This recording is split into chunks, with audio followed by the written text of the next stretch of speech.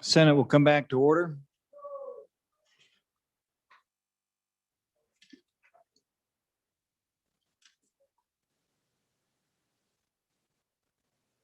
Good count. Okay. House bills on first reading. House Bill 29, first reading of the House bill. House Bill 29, Burials for Indigent Persons, sponsored by the Corporations Committee, an act relating to indigent person burial expenses. Passed the House, ayes 45, noes 15. House Bill 29 is assigned to Committee Number 7, Corporations. House Bill 39, first reading of the House bill. House Bill 39, Optometrist Practice Act Amendment, sponsored by Representative Summers. Passed the House, ayes 47, noes 11, excused 2. House Bill 39 is assigned to Committee Number 7, Corporations. House Bill 75, first reading of the bill. House Bill 75, engrossed, voter identification, sponsored by Representative Gray. Passed the House, ayes 51, noes 9.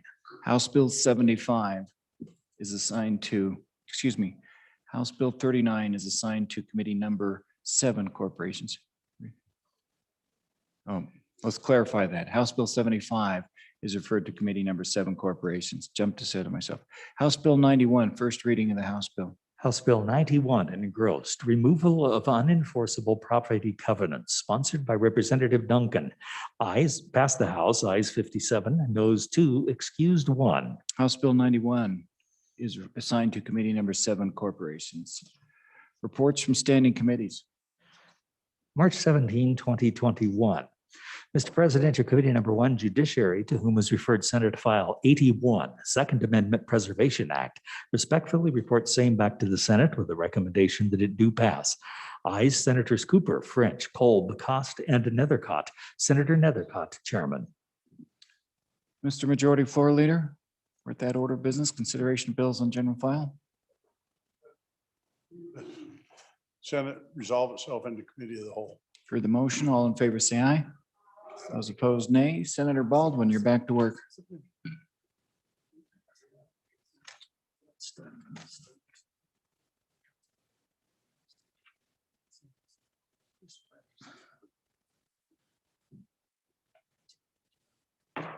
Committee of the whole will come back to order. Let's just for the record, let's reread the bill. The next Senate file for your consideration is Senate File 90. If the reading clerk would read that in, please.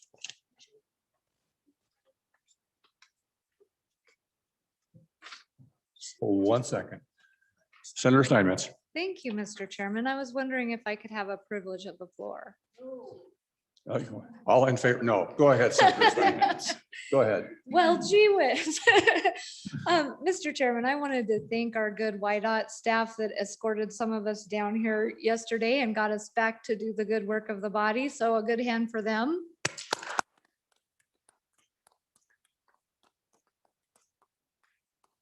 And then secondly, on this St. Patrick's Day, we had a wonderful gentleman, a pillar of our community, pass away this year. The flags above the Capitol are being flown in honor of Pat O'Connor this year. He was my industrial arts teacher and he taught and coached many of the students at Lingle Fort Laramie High School. So just to honor him today. Thank you, Mr. Chairman. Thank you, Senator Steinmetz. Here, here.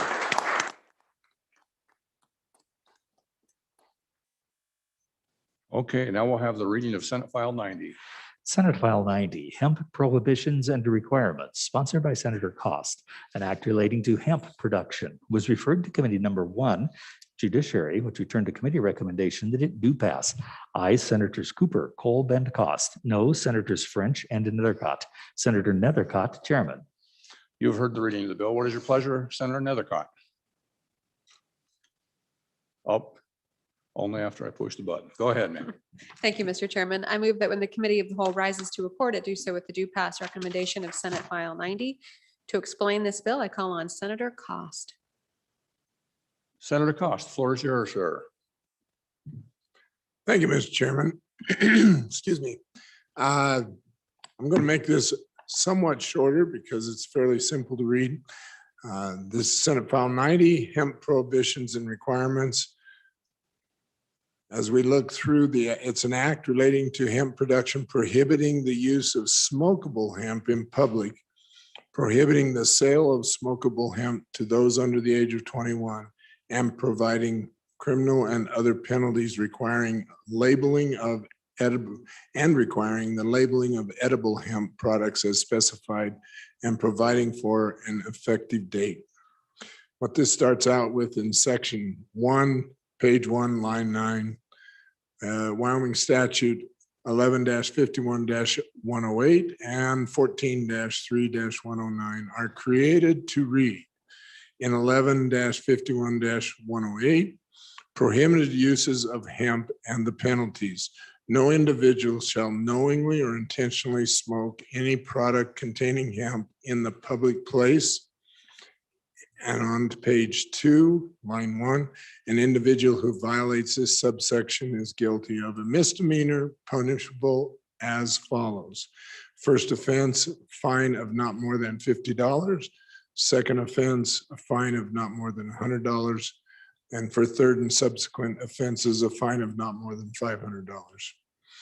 On 14-3-109, sale of smokable hemp products, penalty, no person shall sell, offer, or sale, for sale, give away, or deliver smokable hemp or smokable hemp products to any person under the age of 21 years. B, on line 19, any person violating subsection of this section is guilty of a misdemeanor punishable by a fine of not more than, and the fines are exactly the same as for a youth selling to a youth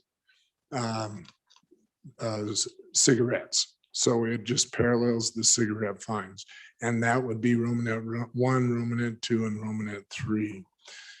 C talks about the retailer and the fact that they're not to sell, and they do follow the same procedure with smokable hemp or products, smokable products, the same as cigarettes for students or not students, children under the age of 21.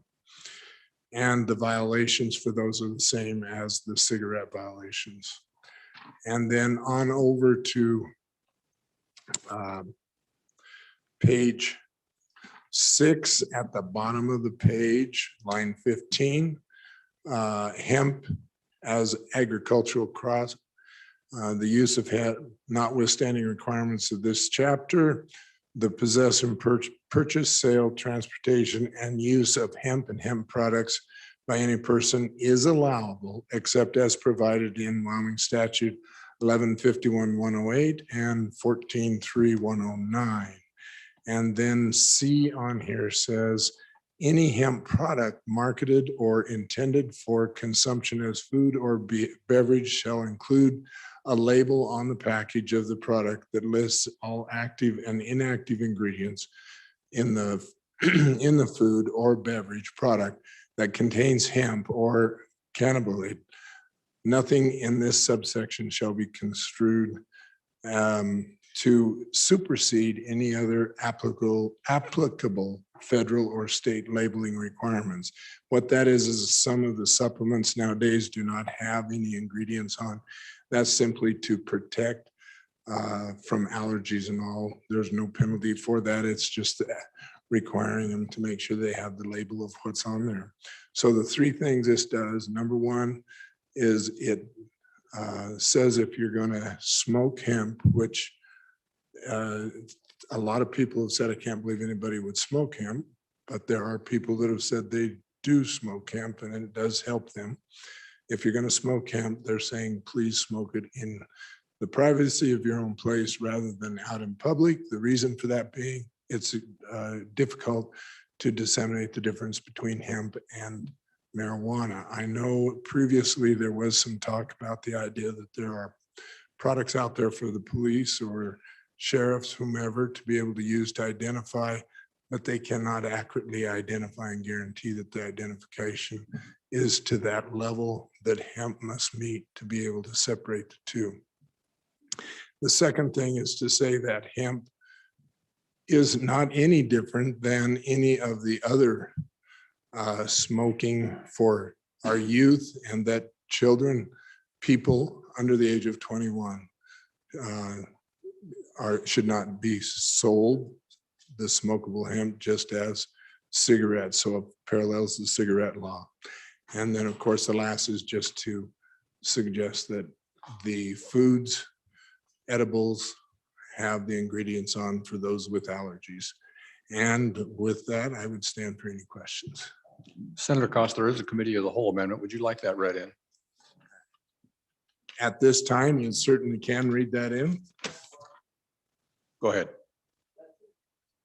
Yes, it is your Committee of the correct. whole, so there's no impetus for doing that unless the sponsor desires at this time. Thank you. Correct. Thank you. Senator Driscoll. I'd ask that the amendment be read in, please. Thank you. Senate File 90, Committee of the Whole Amendment number 1, page 1, line 2, delete. Mr. Chairman, ahead. I move committee of the whole amendment number 1 to Senate File 90. Folks, we can track this in, but basically what this does is the bill as written basically was directed towards 21 and under. This amendment makes it where it's illegal to smoke hemp. That's it. It's long and short. The rest of the bill stands as it is. I don't think I need to do any more explanation. It just says, same as marijuana, it's illegal to smoke hemp.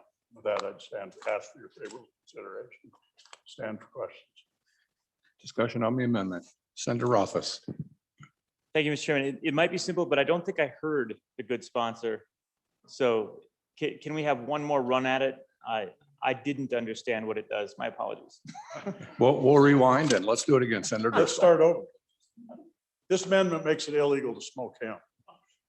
Quick statement. That's that simple. That's what it does. Thank you. That was much quicker than the first time. Discussion on the amendment. No discuss. Oh, Senator Rothfuss. Thank you. I guess I would ask why. I don't know what aspect of smoking hemp should be illegal. The impression I have at this point is there is a product that is illegal that people get prosecuted for. There's another product that is similar to it that doesn't have any of the properties that make product A illegal, but looks the same. And because there's confusion by law enforcement and it's hard for them to tell the two apart, our simplest solution would be to make them both illegal because that's handy and it makes enforcing the laws less challenging. That's my takeaway at this point. Am I missing something? Thank you, Mr. Chairman. Senator Nethercott. Thank you, Mr. Chairman. There's a second component to this. I think the good senator from Albany County identified one piece of it, which is law enforcement's challenge associated with distinguishing between hemp and illegal marijuana. The second piece is what has happened in the state, which we did, allow for hemp production and the selling of hemp products obviously has not been illegal. So as a result of some Wyoming business owners wanting to be trendy and follow the lead of our surrounding states, they have been selling hemp in a fashion similar to marijuana in other states. And the children think this is neat. And so what has happened in some of these small communities is that they are buying hemp and for unknown reasons, they are smoking hemp, except that it's cool and trendy to be seen in other places. I'm not particularly, as it should be known, the vote in committee was divided, but that's the reason is there's this unique kind of marketplace that has been created for the selling and purchasing of hemp. And no, it makes zero sense as to why people would smoke hemp, but evidently they are.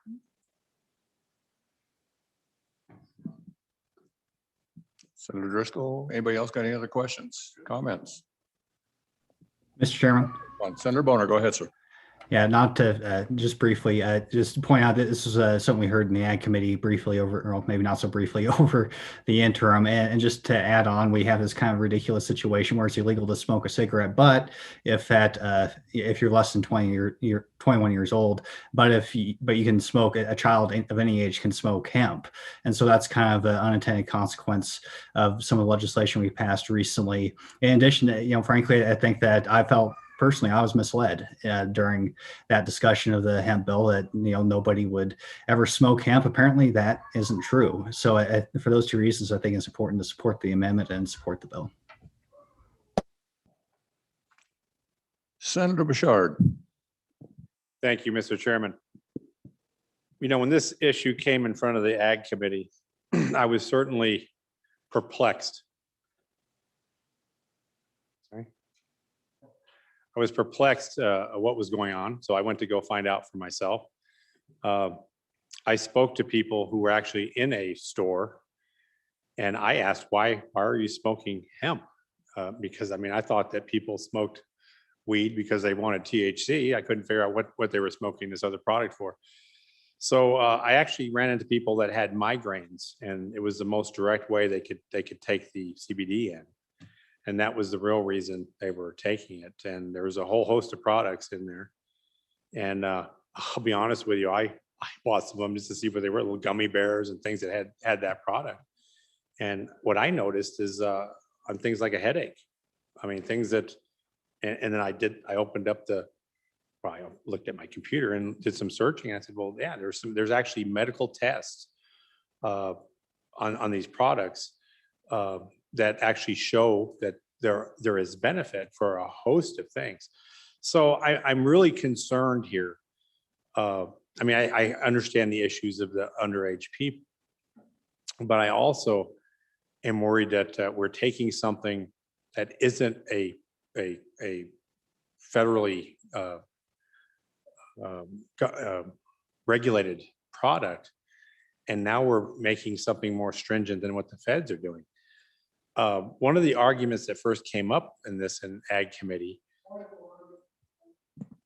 Go ahead, Senator Hicks. Can we speak to the amendment, please? Very well. Very well. Go ahead, Senator Bouchard, back on the amendment. Thank you, Mr. Chairman. This is about the amendment because the amendment makes it all illegal. And that's the difference here of what we're talking about. The original bill actually would still allow what the things that I'm talking about. And with this amendment, we're going to just say, no, flat out, you can't do it. So we have a lot of people who, particularly, let's say the CBD oils and stuff, we've seen them where they actually get better when they're taking these oils for things like epilepsy and things like that. Some of these neurological things that I've read about are affected by that CBD. And the reason they take it in is because of that direct intake into the, when you smoke it, it comes right in. What's more important that I want to talk about here is the THC that's in the product. There was testimony from one police chief who said they couldn't tell the difference. Well, I did some searching around, and what I found is the neighboring state actually uses a spectrometer where they can actually, it's a handheld device, they can look right through the plastic and they can tell the THC level of the content. And this was Texas. Oh, sorry, I'm trying to think of the state. What's anyway, it's the big state to the south that has a university there that everybody knows, and they actually came up with the spectrometer, altering it to use it for that purpose. And like I said, the state neighboring us to the west is actually doing that. It's you can see this online how they're using this, so they're not seeing the same problem here because and what they'll do is they're using both the test kit, which uses the eyedropper, and then they're using the spectrometer as well to verify. And so I'm really concerned when we go to this level on this amendment that we're just not going to let people have choices. And if it's not mandated by the feds, maybe, we're going too far. So I think if we go that far and if you've dealt with people or talked to people who have had these debilitating migraines and they find something that helps them, you know, we should just maybe back up a little bit and make sure that we're not going to harm them. So I would just be against this amendment for that reason. Thank you. Senator Driscoll. Mr. Chairman, thank you. Let's be totally clear. This doesn't mess with the gummy bears or anything else. All the rest of it's all still there. It's all still legal, as in what is in the law. This is smokable hemp only. I don't think it does what they think it does. Maybe it does. But it also has the ability to have some pretty solid effects on our ag industry. We've just legalized hemp production. And you start rolling out all around the streets, it really is hard for the law enforcement. I don't know what spectrometers cost, but I'm guessing they're pricey to pack them around. I don't think the amendment's going to do any major harm to anybody, protects an industry, and leaves our state the way it ought to be. It's, you want to smoke cigarettes, smoke cigarettes. We did it years ago. We regulate this stuff. This is a good one to regulate. Thank you. Senator Rothfuss.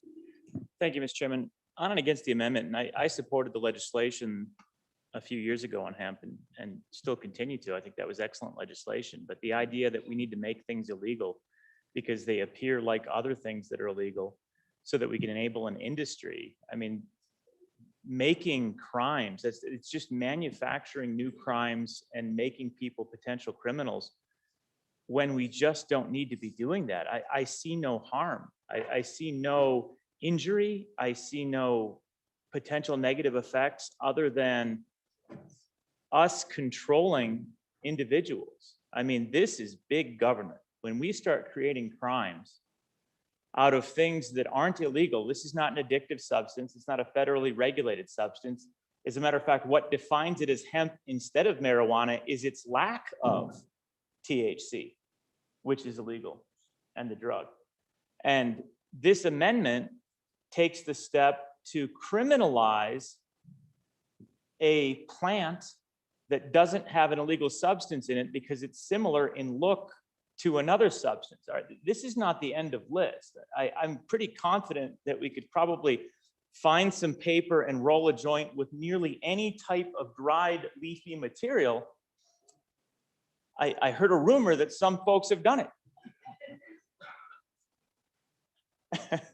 I will neither encourage nor discourage that, but the idea then that this is a solution, it's a solution looking for a problem. And to the extent that there apparently are therapeutic uses for it from a cannabidiol standpoint, would suggest that we're actually just denying freedom to some of our citizens, apparently to make it less costly to buy spectrometers. Well, think of all the spectrometer manufacturers out there and their needs too, folks, right? On and against. Thank you, Mr. Chairman. Thank you. Senator James, go ahead from virtual land. Thank you, Mr. Chairman. On and against the amendment. So, as some of you may know, I came from a state to the west where this particular product is in abundance.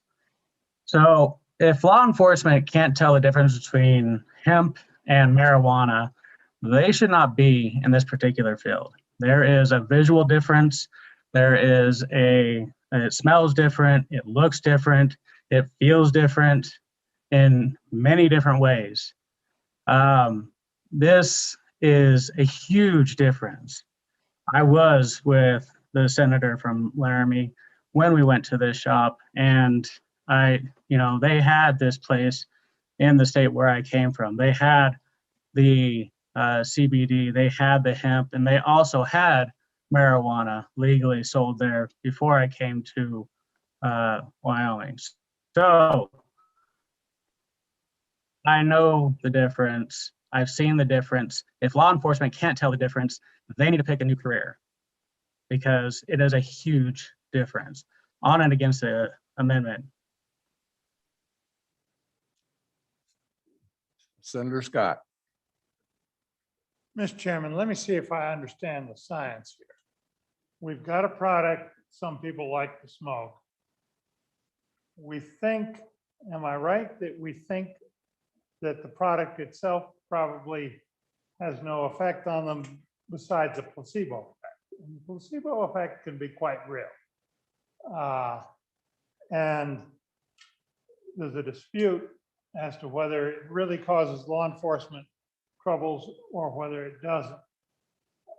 Is that a fair summary of the state of affairs on this amendment?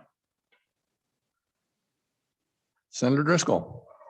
Thank you, Mr. Chairman. Yeah, that is a good part of it. And I will refute last statement clearly. Hemp and marijuana are defined between the difference of the THC levels, and they can be absolutely, there is no way to tell without doing the test on them. Different levels of them, absolutely. Ditchweed, anybody that's been around, they know what it is. Yeah, it's totally different. Well, you can grow products in the lab, which these guys are doing in the state south of us. You cannot tell the difference between them. The only differentiating factor is THC levels in them. So, you know, for my end, I do tend to stand on the side of the law enforcement. I don't want to make it harder for them to figure it out.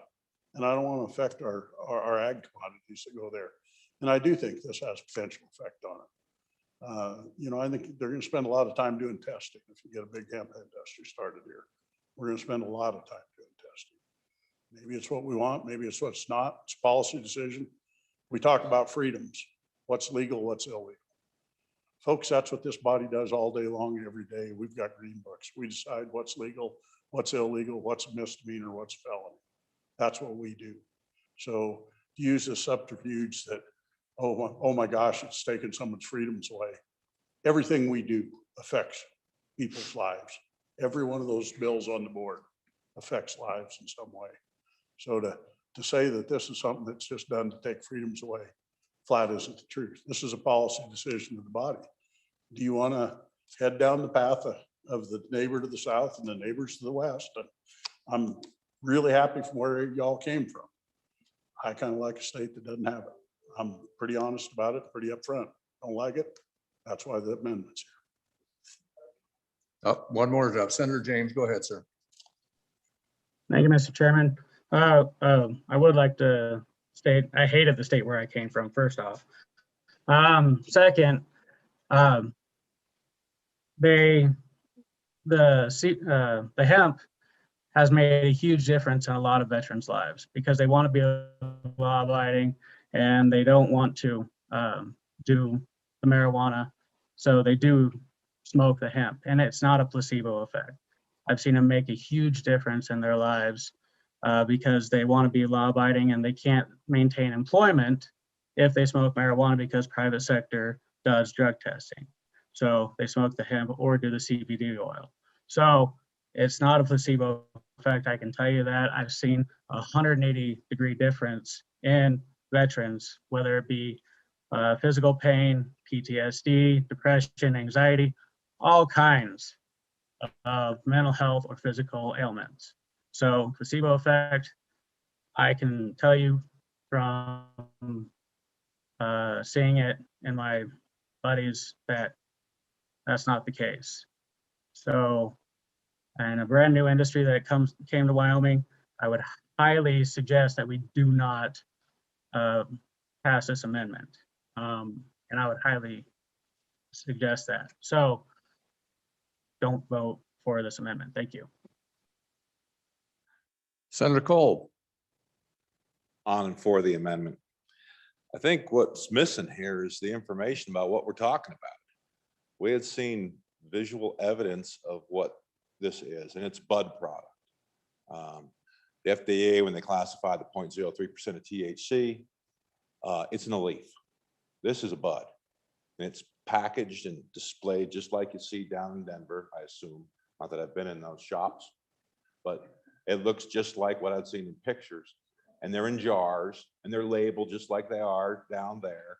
And I would argue that the THC content in there is much higher because they are buds. I think we all know what that is in the marijuana world. It's a much higher content of THC.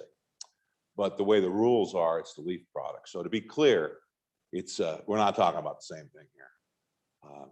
And now, more importantly, most surprisingly, I hear this conversation almost like it's a Marlboro cigarette commercial from the 1960s.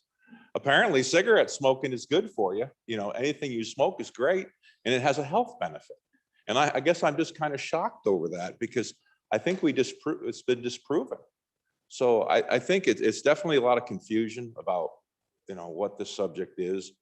I think this is a good step forward because of the issue with law enforcement and the cost and the whole conundrum they face on trying to enforce the laws that we've made. Thank you, Mr. Chairman. Follow up, Senator James. Thank you, Mr. Chairman. So there's apparently a little confusion. The hemp product comes from the leaf. The THC and the smokable product from the marijuana comes out of the flower of the plant. So that's where the main product from marijuana comes from, is the flower, not the leaf. So just an FYI. Thank you. Senator Hicks. Mr. Chairman, at my own risks, please let me see if I can help some confusion here as a guy that spent a good portion of my educational career studying plants. Cannabis sativa linnaeus was the guy that described the original plant. Hemp and marijuana are the same plant, but through the selective breeding process, we've selected different traits. Marijuana has primarily selected for the THC content, which can range up as high as 30-some%. We've also selected and selectively bred cannabis, hemp, whatever terminology you want to use to it, for industrial fibers, for paper products, can be used in a whole host of things, can be used in food products, but the genetic makeup is identical. What we have is the separate strains that have been selectively bred over time. No different than you go to Gurney's catalog, you all get this time of year in the mail and it has 20 different varieties of tomatoes on there. It's the same thing with cannabis. It's just been selected for different traits and selectively bred for those. So let's just clear up. It's all the same thing. Does it look different? Absolutely. Because you can select for different plant features, stature, drought resistance, fertility regimes, all this stuff. We've been breeding plants for tens of thousands to thousands of years. And this is no different, but it is all the same plant, just different varieties and different strains bred for different purposes. Thank you, Mr. Chairman.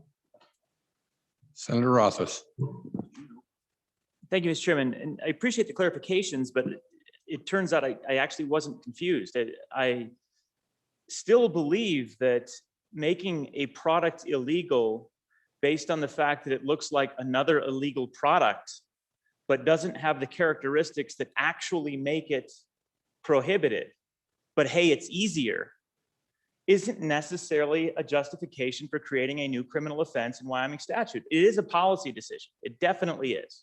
And the good tall senator from the northeastern part of the state is absolutely right that we do make criminal statutes from time to time here in this body, and we can do it again. But again, we have to be thoughtful and responsible about is it a worthwhile trade-off? Creating a new criminal offense and taking away a current existing right where individuals can smoke hemp if they choose to. Some seem to have a good therapeutic use for it. Others might just think they're buying the wrong thing. I really don't know. But at the end of the day, we're creating a new criminal penalty here, prohibiting the use of a non-prohibited substance because it looks like a prohibited substance. And I'm against that, Mr. Chairman.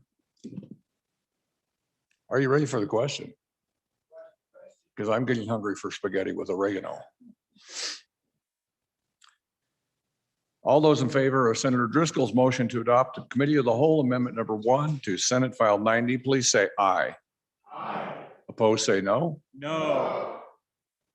I have hearing aids. That was close. Let's do a standing count, please. All those in favor, please stand.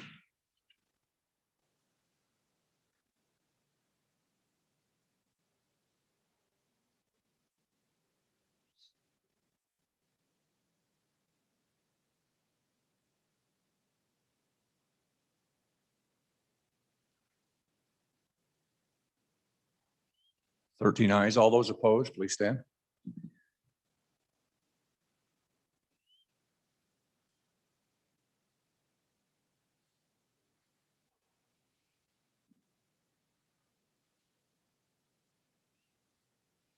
Fifteen noes, so it would have been 14 ayes, 15 noes. That amendment failed, barely. It failed. That takes us back on the bill. Is there further discussion on the bill? Are you ready for, oh, Senator Cost? Thank you, Mr. Chairman. Just real quickly, this is not making it illegal or anything. It's just simply saying smoke the hemp in privacy in your own house, whatever, and just try not to have it out on the public because there is a challenge with the police. And so the challenge creates the difficulty for them to prosecute. Are you ready for the question? Question. All those in favor of Senator Nethercott's motion when the committee of the whole rises to report that it do so with the favorable recommendation of Senate File 90, say aye. Aye. Opposed, say no. That has passed. Senate File 90 has passed the committee of the whole. The next Senate file for our consideration is Senate File 67. The reading clerk will please read it in.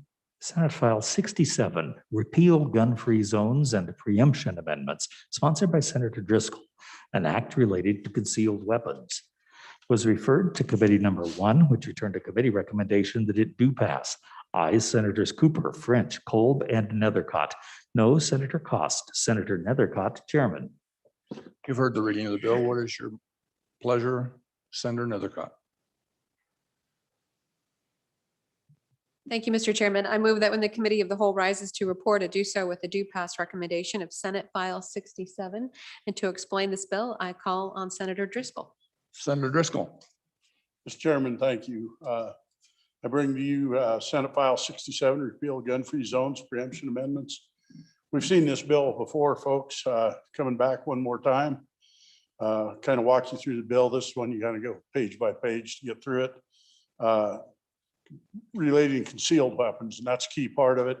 This bill only applies to concealed weapons. Repealing gun-free zones, providing for carrying of concealed weapons as specified, clarifying only state legislature may regulate firearms, weapons, and ammunition, amending the definition and providing for an effective date. So that's the title, page 1. We go into it. Line 11, page 1. Go into the existing statute 68105, exceptions for state issued concealed carry permits. This is a lengthy section. This is what you have to get a concealed carry permit. It goes on. It says little Romanette A on line 14 says this section be known to be cited as the Wyoming Repeal Gun-Free Zones Act. On to page 2, little Romanette B on line 2. Persons lawfully carrying concealed weapons in Wyoming under Wyoming statute 68104A. Romanette II through IV may carry a concealed weapon in the following places.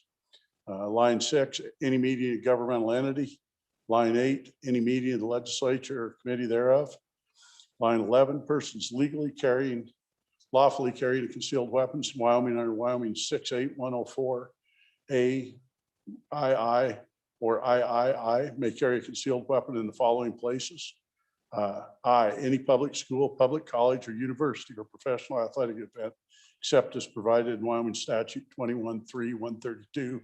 That goes into college, and there is a fairly lengthy set of exceptions to it. Line 19, any public or elementary school facility, except as provided in Wyoming statutes 21.3.132. Once again, pretty lengthy about it. Line 22, any public college or university facility. On to page 3, nothing in this section shall be construed to, and this is where the real meat of it comes in. Allow the carrying of a concealed weapon where otherwise prohibited under Wyoming statute 68104. That's concealed, and there's a big list of where you can't carry them at. I could prohibit a school district from regulating possession of firearms by employees of the school district on school property. So it allows them to control their own people in whatever way they see fit. Line 10, prohibit a private property owner from restricting firearms on his private property. That you can do whatever you want on your own private property, has no effect on it. Move on to line 13, section 2. Wyoming statute 68104T, intro 68401C, and 68403A, VII are amended to read. And this new language going in. The first one is wearing and carrying concealed weapons penalties, line 19, and we've added in under Romanet T, except as provided in Wyoming statute 68105, no persons authorized to carry a concealed weapon pursuant to paragraphs A, II through I via the sections to carry a concealed firearm into, on line page 4, goes into the, and this is the preemption statutes on 6841, firearm, weapon, ammunition, regulation, prohibition by state. This is existing, and what we've done is gone into the existing statutes, and the preemption clause that's in there, we have added to it. It is the legislature of the state of Wyoming is the only ones that can regulate it. That's on line 8 and 9. Except as authorized by statute 5103 through 21-3-132. No state agency or entity, we added, city, town, county, political subdivision, or any other entity shall authorize, regulate. That's, and then it goes on through the existing statute on that. Goes through, defines the act on page 5, and it's effective immediately on signing. Folks, the nuts and bolts of this is you're going to be able to carry if you have a concealed permit. It's not the open carry that we talked about in Wyoming. If you have the permit, you got the card, you've been fingerprinted, you've gone through the process with law enforcement, you're going to be able to carry your concealed weapon into these facilities that's above that we've talked about. Now, there is a little catch to this that's there, and everybody needs to know about it. If it's a high school, federal laws make it through gun-free zones, and that you're still likely going to be in violation of law on the federal level on high schools.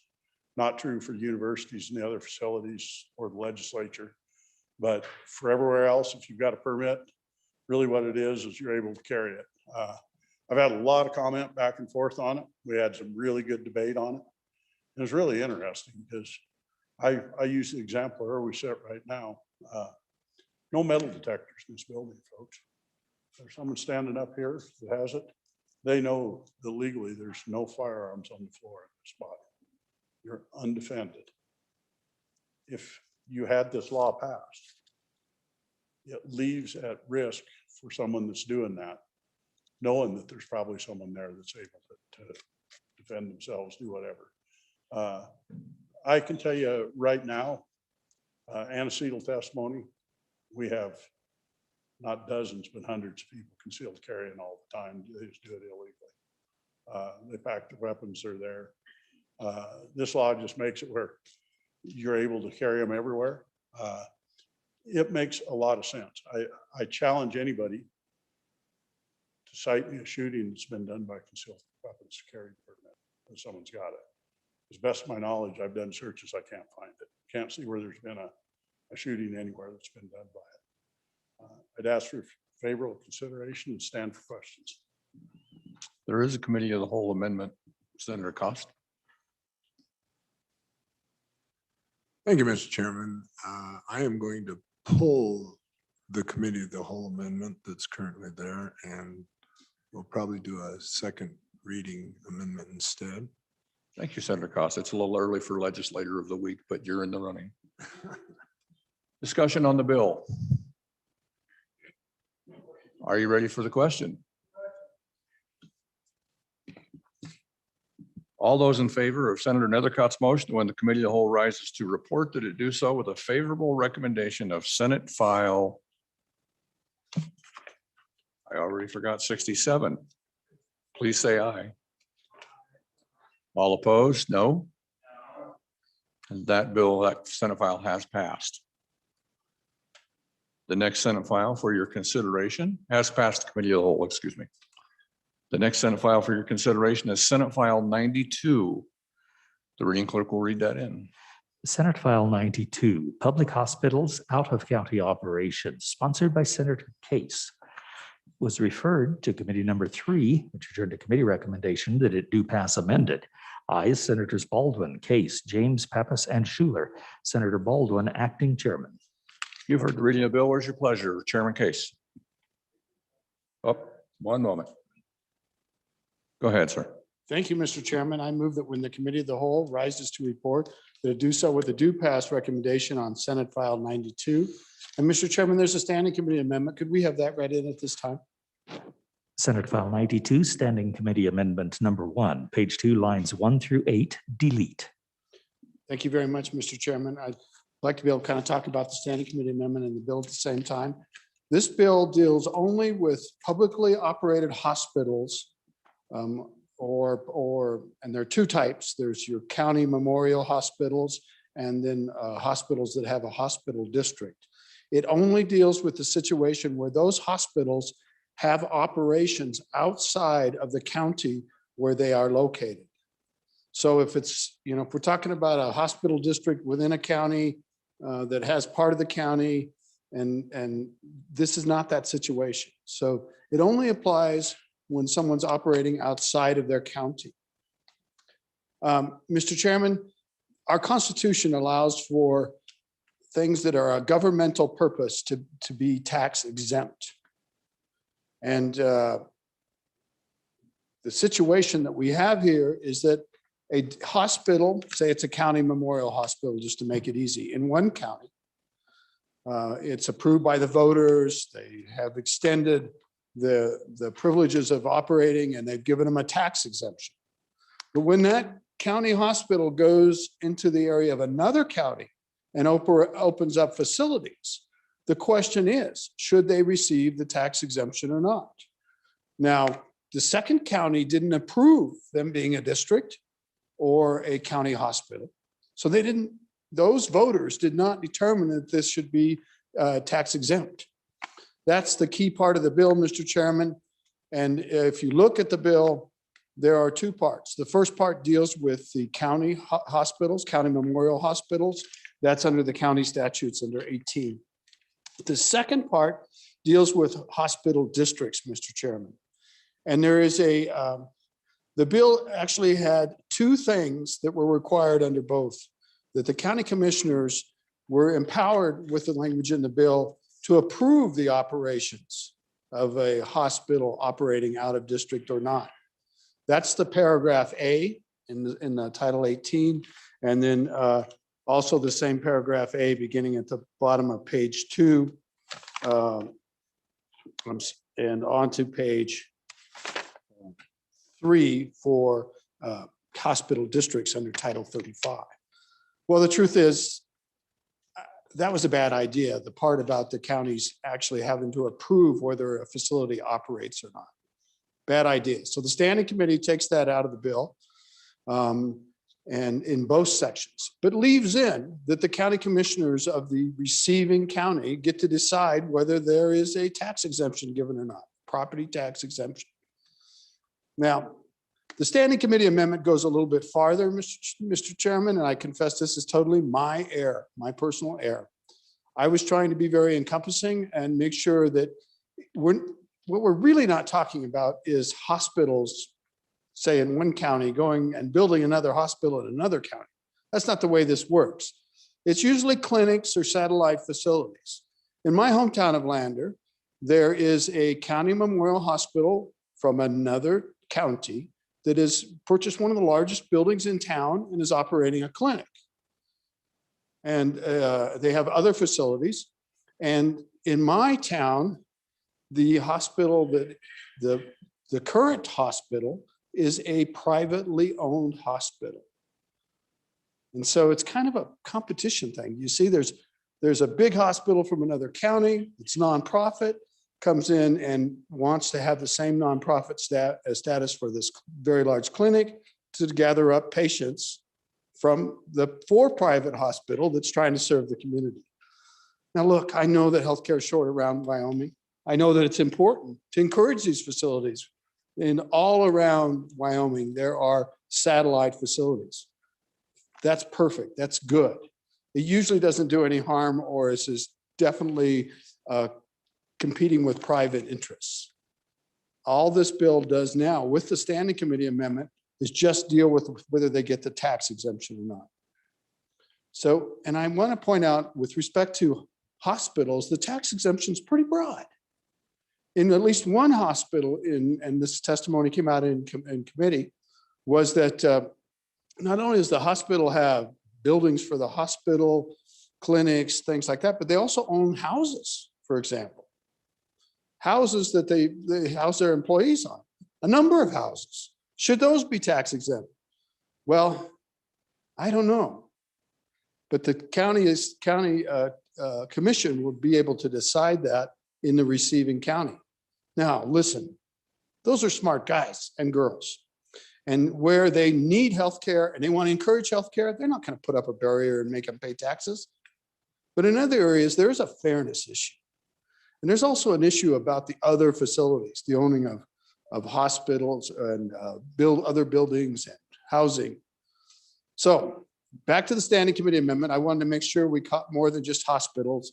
So I proposed adding medical facilities and other facilities. Turns out we really didn't need that, Mr. Chairman, because that is covered in the definition of hospitals, both in 18 and in 35. So I'm going to do something unusual. I'm going to ask the Senate to defeat the standing committee amendment, and we're going to take it up in a committee of the whole amendment, which does exactly what I talked about and fixes and doesn't go into all the detail. It'll be much shorter, better, and I guarantee you're going to like it, Mr. Chairman. Happy to answer any questions. Would you like to move that amendment, please? Well, I already had this one moved, so I would ask the Senate to vote no on the standing committee amendment. And I assure you, we're bringing a subsequent amendment which corrects all the deficiencies and is much simpler. Okay, let's read in that amendment first. Or have we already read it in? We've read it in. Go ahead. Yeah. We're going to vote on standing committee amendment 1 to Senate file 92. You've been asked to vote no. All those in favor of this amendment, please say aye. Aye. Opposed, say no. No. It was close, but that amendment failed. Go ahead, Senator Case. Mr. Chairman, can we have a committee of the whole amendment read in? Senate File 92, Committee of the Whole Amendment number 1, delete the. Mr. Chairman, I would move committee of the whole amendment number 1 to Senate File 92. This is just a lot simpler and it does exactly what I promised it would and what we meant to accomplish with the standing committee amendment. If you look at the amendment, the language on the amendment lines 4 and 5, where it says on line 4, it says page 2 lines 1 through 8 delete entirely. That's the section A for county hospitals, whereby the county commissioners would be approving or not approving the operations in the second county. So that's being taken out of the bill with that part. And if you could look down on lines 9 through 13 of the amendment, it encompasses the bottom of page 2 and the top of page 3. And that deletes the exact same language requiring county approval for operations from the hospital districts. It does leave in, of course, the second part of both deals, which is about the tax exemption, which seems to be very appropriate. It's not unusual. We do this for other things where county commissioners grant the tax exemption. So with that, I'd be happy to answer any questions. I'd ask you to vote for the standing committee or the committee of the whole amendment number 1. Senator Hicks. Mr. Chairman, I have a parliamentary inquiry if this amendment needs to be divided because the first 2 lines deal with deleting the standing committee amendment. Senator Case. To the inquiry, that's our convention. It's sort of our contingency as to whether you write these amendments because you don't know whether the standing committee amendment's going to pass or not. So if this by some circumstance, the standing committee amendment had passed, then it would be relevant. But since the standing committee doesn't exist anymore, it's just extra words and our staff handles this perfectly. It's our normal convention. The chair would agree. Are there any questions or discussion on the committee of the whole amendment number 1, Senate File 92? Are you ready for the question? All those in favor of Senator Case's motion to adopt the committee of the whole amendment number 1 to Senate File 92, please say aye. Aye. All opposed, say no. That amendment passes. Back on the bill. Is there any discussion or questions on the bill? Oh, wow. Everybody stood up. Let's start with Senator Salazar. Thank you, Mr. Chairman. I was not going to rise, but I need to have better understanding on this. And the good senator from Lander knows why I am rising. In my constituency, there is a medical district that is currently trying to build a $35 million, 60,000 square foot facility in Riverton, specifically in Riverton. To my knowledge, it's not a satellite. They're using a USDA community facilities program for the loan. And I have one simple question. If we pass this bill, how does it affect that endeavor? Thank you, Mr. Chairman. Thank you. We'll build up some questions. We don't want to lay him off easy. Senator Scott. Mr. Chairman, I want to make sure I understand the bill as it stands now. Mr. Chairman, as I understand it, if you have a for-profit hospital, they're taxed, their facilities are taxed anyhow, and this makes no difference to them. My question then is, if you have a nonprofit hospital, does this affect them? And if it's a nonprofit hospital that is not associated with a specific district, is not operated by county commissioners, is independent of them, are they affected at all? Senator Case, go ahead. Chairman, my brain's small today, and I'd like to catch these questions as we go. And my good colleague from Fremont County, let me assure you, no, this only applies to County Memorial Hospital operating out of the county, or a hospital district that's operating in another county. So it has to be the other county. So even if, for example, in your neck of the woods on the other side of our great county, they formed a district and they operate within that district, it still wouldn't come to the county commissioners. So you're safe. This is in no way, and I assure everybody that's back home that's listening, because this is a serious issue back home. No, this is not about that at all. It certainly isn't. My good colleague from Natrona County, whom I've served for a number of years, yes, if it's a nonprofit of another venue, not a county memorial hospital under Title 18, or not a hospital district under 35, it would not come under this. It would be a bird of a different feather. And it would be, probably the assessor would have something to do with that, but the county commissioners wouldn't have to grant an approval. Thank you. Senator Cole. Thank you, Chairman. A question to the good senator who presented this bill. Specifically, could you quote the section statute that is not allowing the Board of County Commissioners in that county that the hospital is being proposed in from not agreeing to that hospital coming to the county? It was my understanding that it has to have approval by the Board of County Commissioners of the county that the other counties memorial hospitals say would put a branch or operations in that county. They couldn't just impose themselves in the other county. I guess I'm confused. If you could help me with that. Thank you.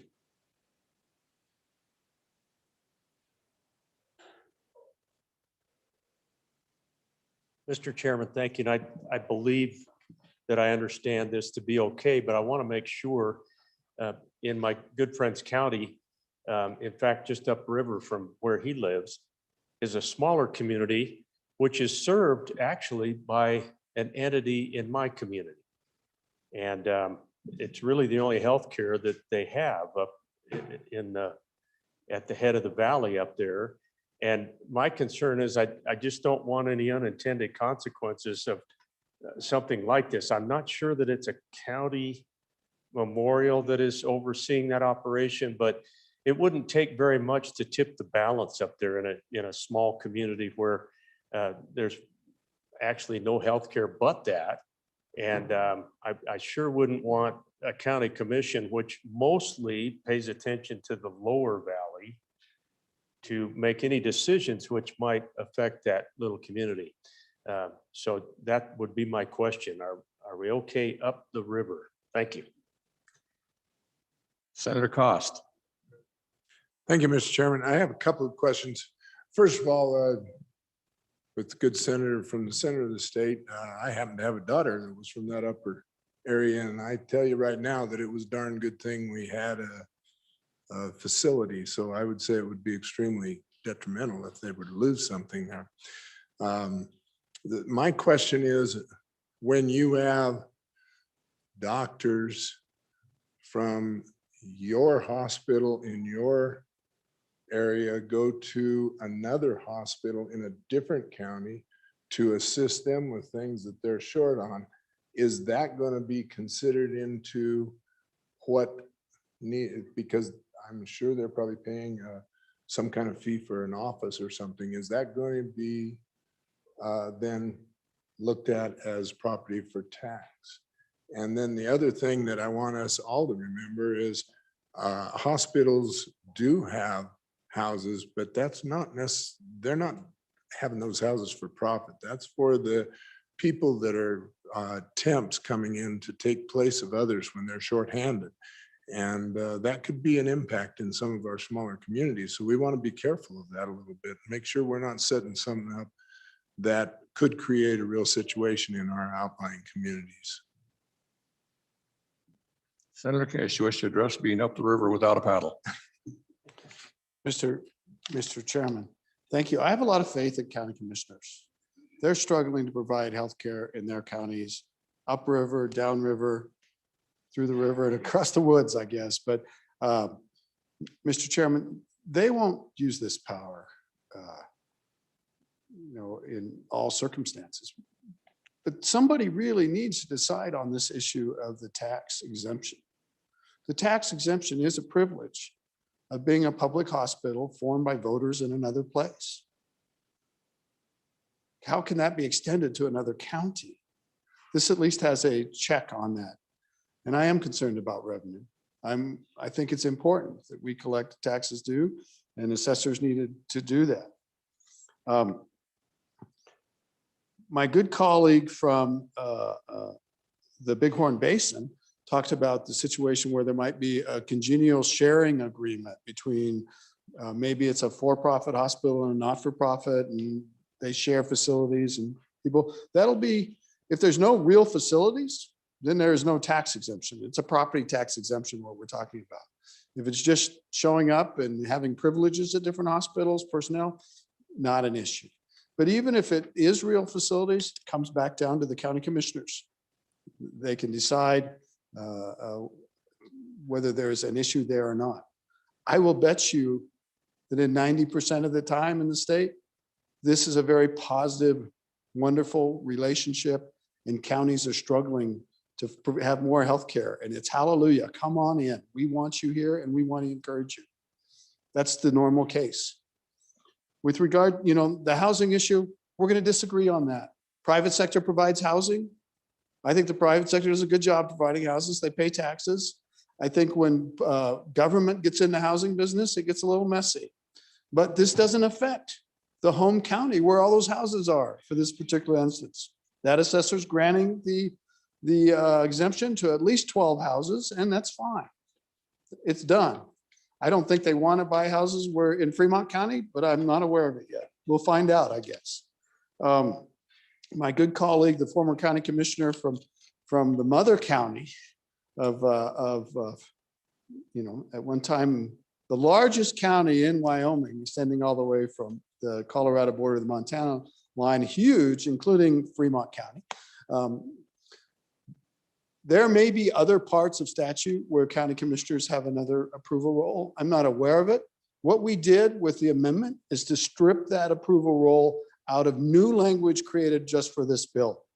So that wasn't taking it out of existing statute. It was just getting rid of the veto, which seemed a little heavy-handed when I really got to thinking about it. And I was glad to see it withdrawn. So the veto in both cases is gone. I hope you'll support the bill. Be happy to answer any questions if I can.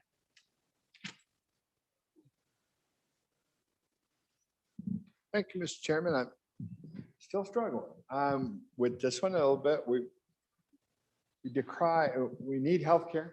We hear it all the time. We hear the cries from all our small communities that we need it now. And I know the challenges that they've been in some counties, especially the one that we're speaking of right now. So much so that in the Appropriations Committee, we've voted to appropriate money to that community or to a community in that county, another one, to try to help solve some of their healthcare problems and issues. So I guess my question is, if another county's Memorial Hospital comes over to provide service, obviously they felt that some service was lacking or something was going on there. I don't understand why that's not a good thing first. Secondly, if the commissioners want to somehow, well, I don't know why they would, but if they did want to make it tax exempt or not tax exempt, they could. I think that, and I know that because when my own hospital moved and built a new facility and took the old hospital and moved and turned it into an office building, we put them on the tax rolls, much to our assessor's chagrin at the time. But we did that because we thought it was important. So I guess just need a little help with that. And thank you, Mr. Chairman. Further comments? Comments, Chairman Case? No further comments. Oh, Senator Kinski. Mr. Chairman, thank you. One of my colleagues said, you know, there's always more going on sometimes in these things than really meets the eye. And that's always true in healthcare.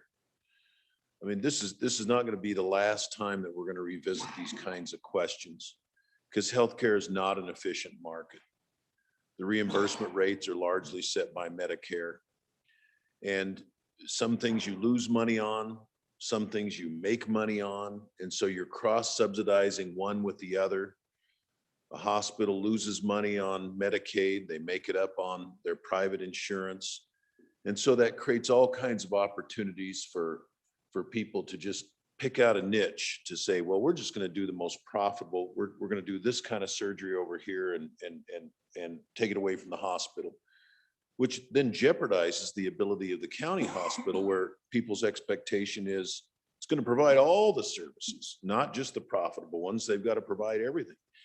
And so you see, you know, this person making a foray into that county to try and pick off a little piece of business, or somebody setting up a freestanding clinic here to pick something out of the hospital. And it's all due to this reimbursement system, which just absolutely irrational and depends on so much cross subsidization. So we've seen it in our own county that we expect our county hospital to do everything, not just the stuff it makes money on. And we've seen attempts over the years to, you know, try and pull away the most profitable pieces of that business. Sometimes it works, sometimes it doesn't.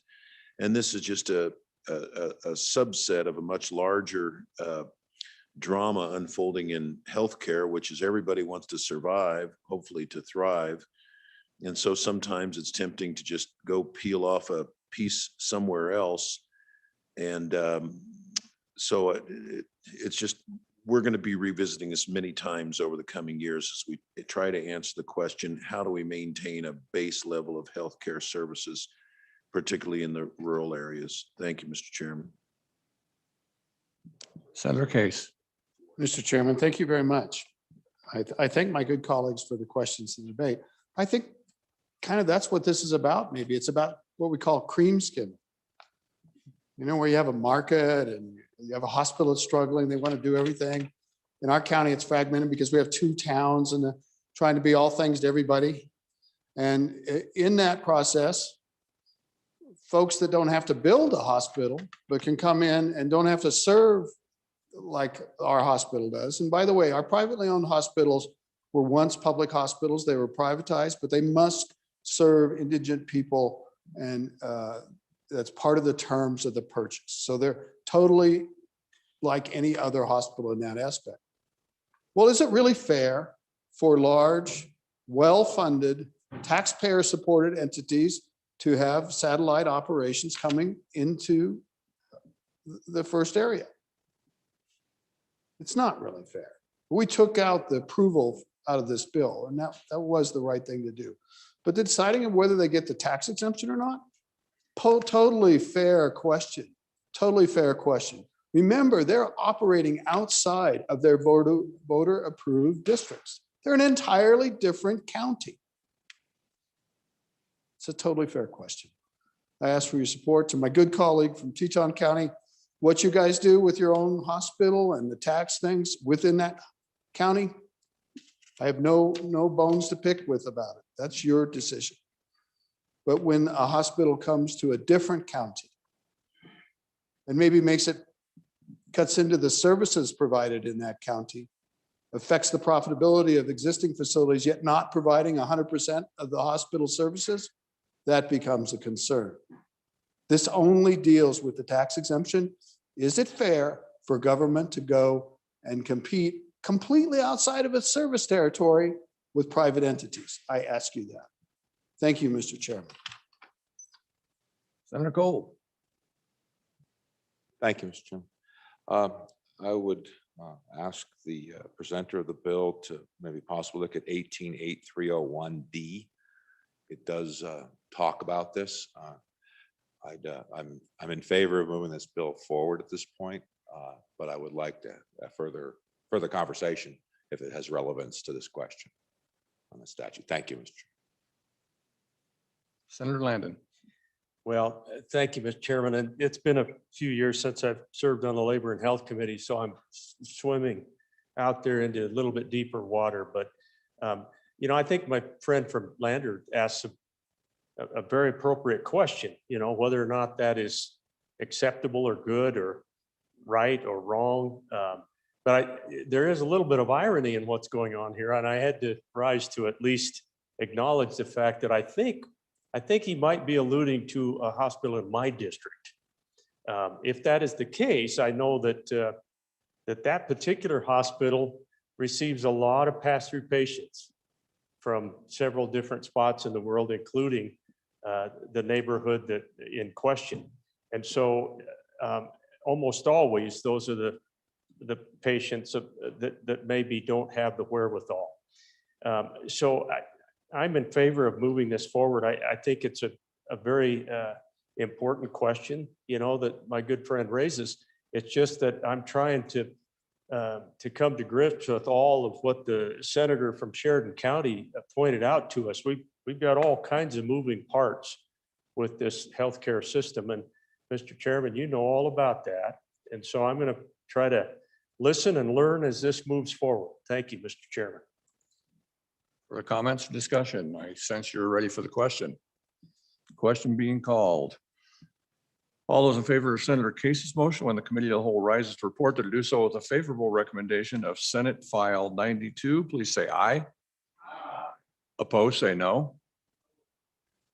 Senate File 92 has passed committee of the whole.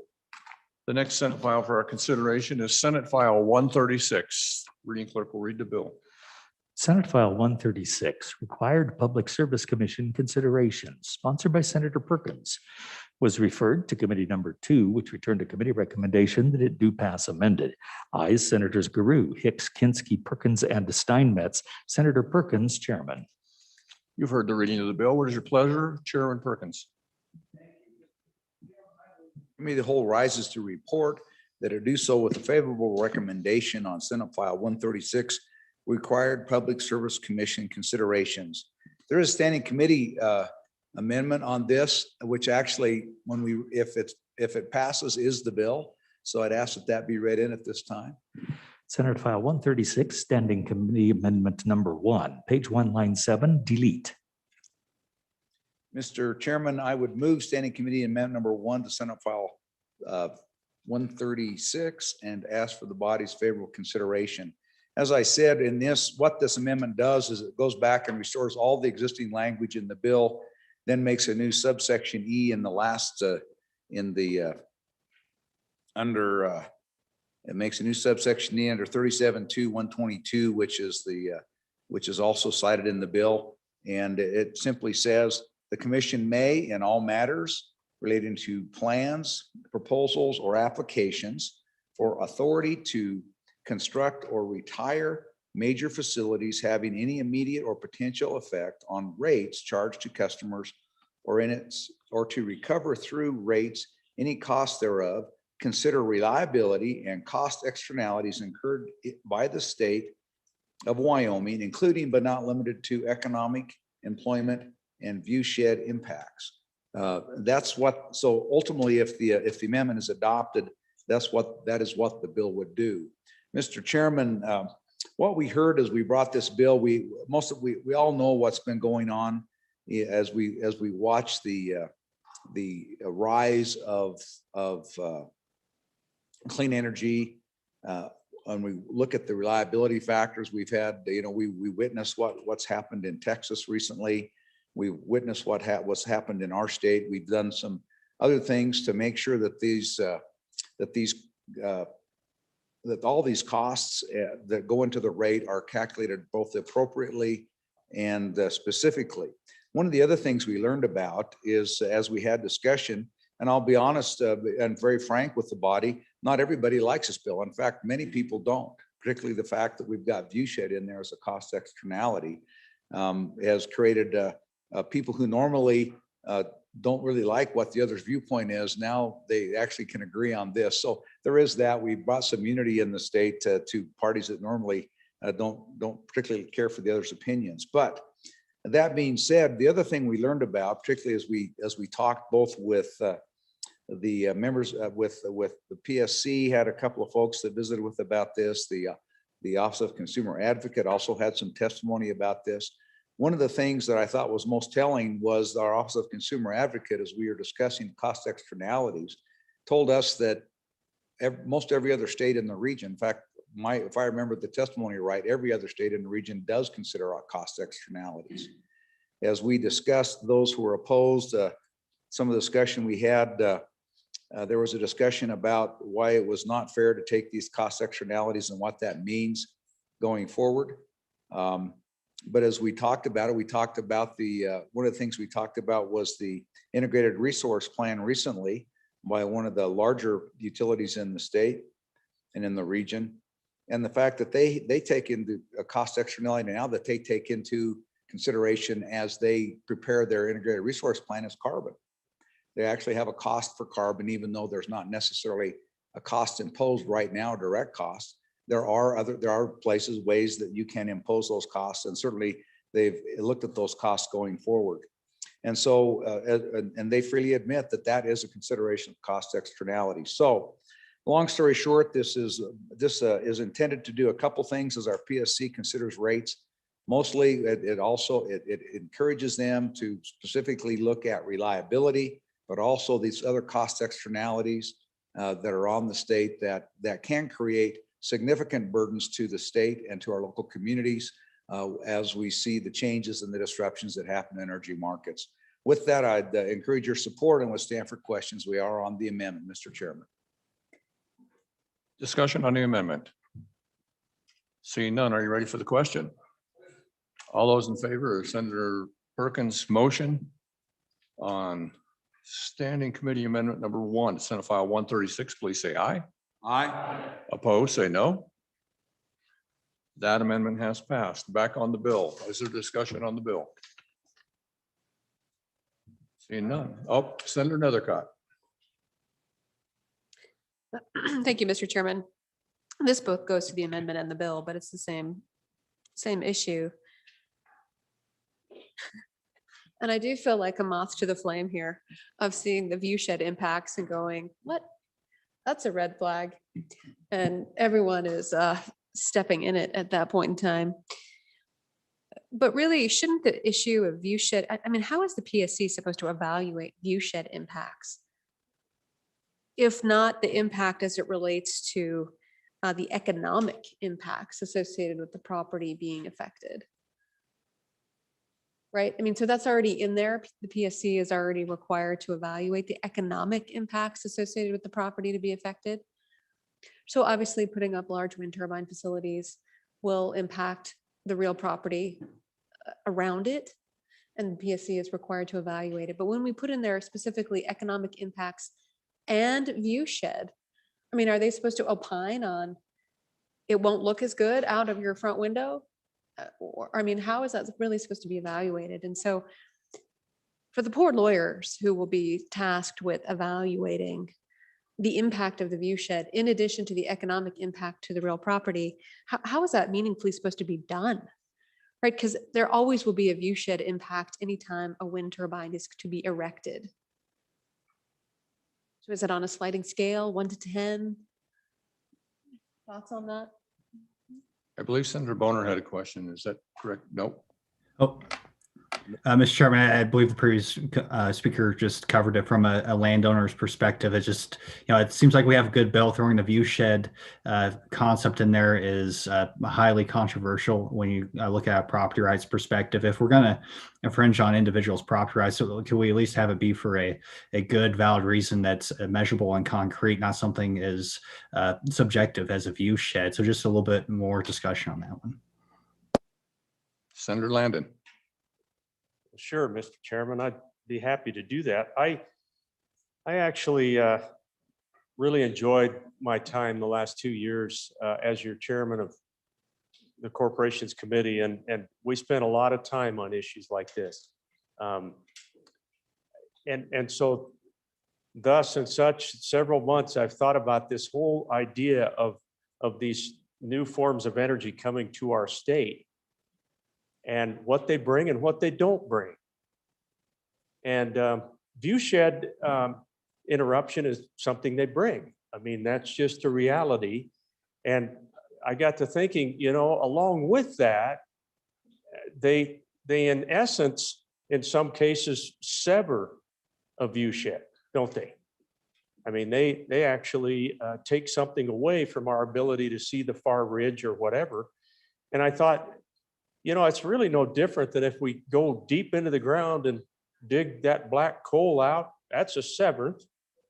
And way back when, this body decided that that's worth something to the state of Wyoming.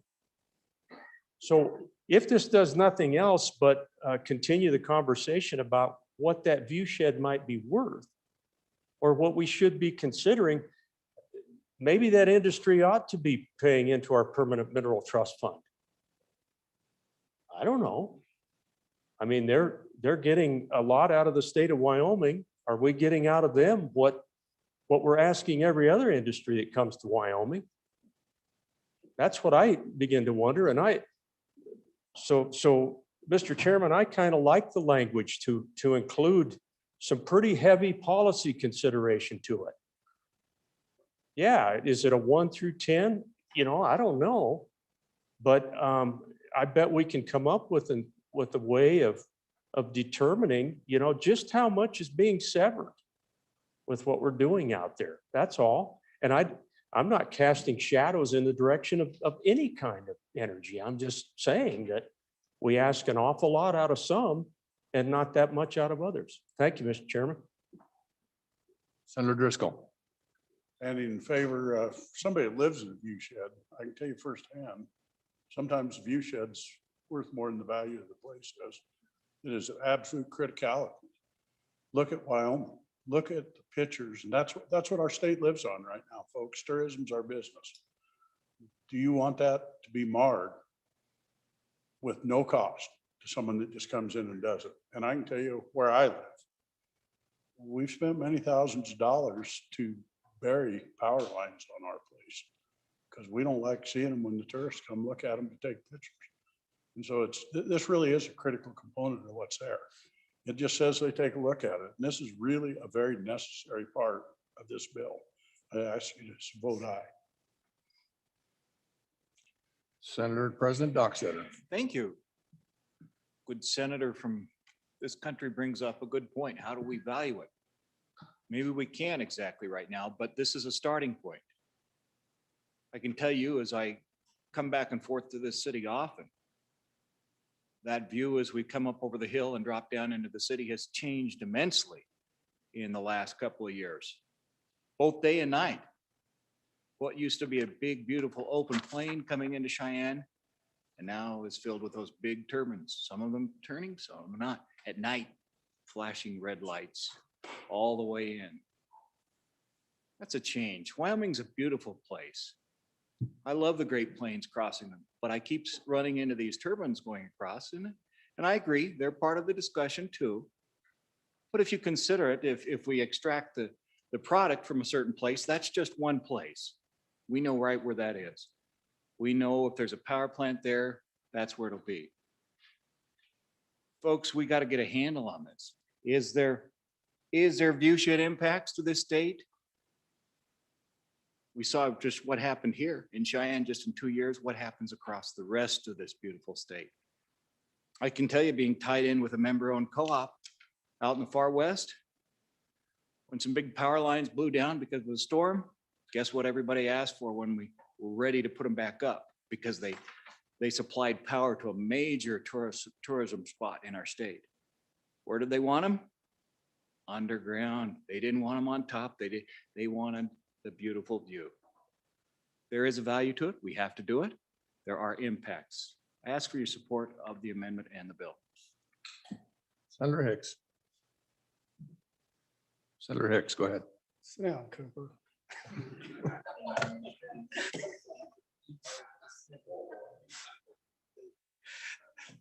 Thank you. Thank you.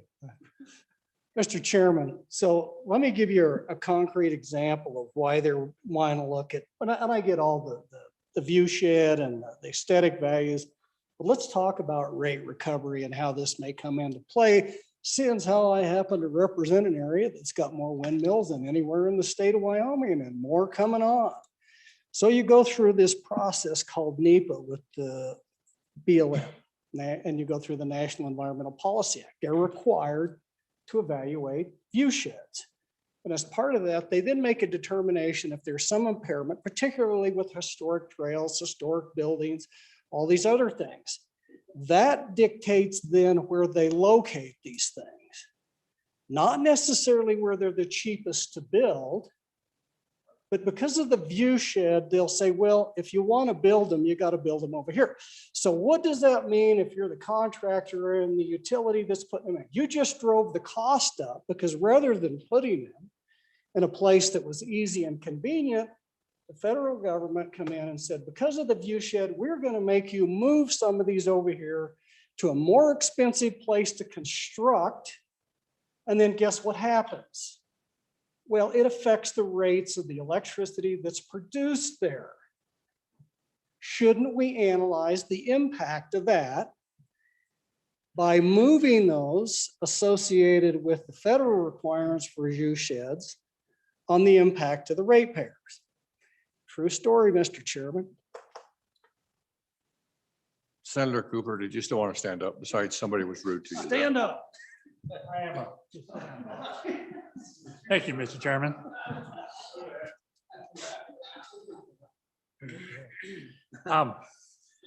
View sheds. All across Wyoming, all across the West, I've been involved in things over the years where the view sheds come into question. Some of them are pretty questionable view sheds. If you've been to that town west of on the far west end of the county to the north here, between there and Shoshone, if you will, it's not necessarily a real pretty drive across there, but we consider the view sheds on the old Bridger Trail. You have to really look and figure out where the Bridger Trail is, and at the same time, there's railroads there, there's all other things. But we go to extents such as alternative pumping devices, low profile tanks or subsurface tanks, all kinds of things that take place all across the state. Down in the good senator's area here on the Overland Trail, same thing. Low profile tanks or subsurface tanks, because we're considering that view shed. It is a value. It's a value to the federal government. It's a value to our tourism. It's a value to the state of Wyoming, and it's something that has to be addressed going forward. Thank you. Senator Nethercott. Thank you, Mr. Chairman. So the point that we're discussing is exactly it. So you're going to ask the PSC to evaluate the impact of a view shed. And we all feel very differently about that because it's subjective. The objective economic analysis associated with ratepayers and the impact to ratepayers, because it's the Public Service Commission, would be key. but also the economic impact to the real property and the property owners there is part of that understanding of the viewshed impact. So I understand Antelope Flats gets some wind. Wouldn't recommend placing wind turbines right in front of the Grand Tetons. Probably has a real negative economic impact to the state to place wind turbines in front of the Grand Tetons. Wouldn't recommend that because it would have a negative economic impact. So there's a lot to consider there, but recognize there's an objective analysis in order to prevent and to save the poor PSC of having to hear arguments regarding view sheds and how important it is for the generations of our state. It may be prudent to avoid that for them and really connect it back to the economic analysis, which does go into not placing wind turbines in tourist locations of our state near the Great Devil's Tower or the Grand Tetons or other areas like historic sites associated with trails. But the PSC will have to navigate the same argument when they determine rates and they determine those pieces. So just some wisdom to think about, but continuing the dialogue for everyone and sharing the pain is always helpful. Chairman Perkins, you've been biting at the bit. Go ahead. I can bring this home, but maybe I can't. So you never know till you try. So those are all good points. And a couple of things. First of all, the language is permissive. It does say may, it doesn't say must. And I think also to the good Vice President's point, because you're considering viewshed doesn't necessarily mean that it costs more. In some instances, it actually may work to the exact opposite. In some cases, you may decide that viewshed is not worth the extra cost of moving and relocating elsewhere. So this is a when you look at cost externalities, they can cut both ways. They don't always just cut one way. The other thing I think you have to be concerned about this and why it's important is, you know, the testimony we heard from people who opposed using, and obviously we're having the same conversation that the testimony was in committee. It wasn't about much else other than viewshed. And the answer is, well, there's so many other agencies that look at viewshed and do those. And that's true, except for the fact they're not looking at it in the context of rates and the cost externalities of having this power on our grid. As they look at that, I think a couple of things I would just mention is that in places where they haven't necessarily considered viewshed, you can go to one of the great states on which the Appalachian Mountains go, and typically you go to Appalachia and there's significant ridge lines that are just nothing but wind. You see them on top of the wind. Now, to be fair, they've damaged a lot more ridgeline with coal mines in that state than they have with wind towers. But nevertheless, you go and you find places where you go down, look at the ridge lines on hills and some of these older mountains, and you see line after line of windmill. You know, years ago, when we talk about that, all you have to do is drive where we live and look at the North Laramie Range. And there's a windmill, darned if there's not a windmill right up on top of the North Laramie Range. And as you drive on I-25 east from Casper, you look up there and you can see 4, 5, 6 windmills of that 30 or so windmill farm up there that you can see from the interstate. They're up on top of that ridgeline. And so as you look at that, as we do these types of things often. Years ago, we supported a bill that actually talked with the congressional delegation and supported the designation of the Wyoming Range as a place where there's certain development that's not going to happen. And so as you look at these things, the other side of it, just so you know, the other side of it is it's possible that this could actually increase your electric rate somewhat. If it's more expensive to have, as the good Vice President just mentioned, where it's more expensive to have that and move that somewhere else, will it affect your rate? There's a possibility it could affect the rate. And in fact, one of the groups that complained about it the most is our industrial users who use significant amounts of power. And so anything that increases the cost to them increases their cost of production and poses a problem on them as they have to compete on a global market to sell their product. But the other side of that is really, as we look at the Cowboy Code, there are just certain things that aren't for sale. And it's not everything. It's not just because there's a power line across my view of the mountain, that, you know, I want it buried. Yeah, maybe the case, but you know, maybe I have to pay for that. We have severed things. We have looked at and we've dealt with issues in the state about your access to sunlight for your solar panels. We've dealt with that. We've dealt with a lot of those types of things. And again, as we've talked about this with the testimony we had from the PSC was, and the OCA was both, they can deal with this and they're ready to deal with it. And they thought it was within their capability to do so. And so I with that, Mr. Chairman, I think that answers some of the questions, but I would hope that you would support this bill. Thank you, Mr. Chairman. All right, all those in favor of Senator Perkins' motion to when the committee of the whole rises to report that it do so with the favorable recommendation of Senate File 136, please say aye. Aye. Opposed, say no. Senate File 136 has passed committee of the whole. I believe the majority floor leader has a motion to make. Mr. Chairman, I move the committee of the whole beg leave to rise and sit again. You've heard the motion. All those in favor, say aye. Aye. Those opposed, say no. No loses. Mr. President, seat yours.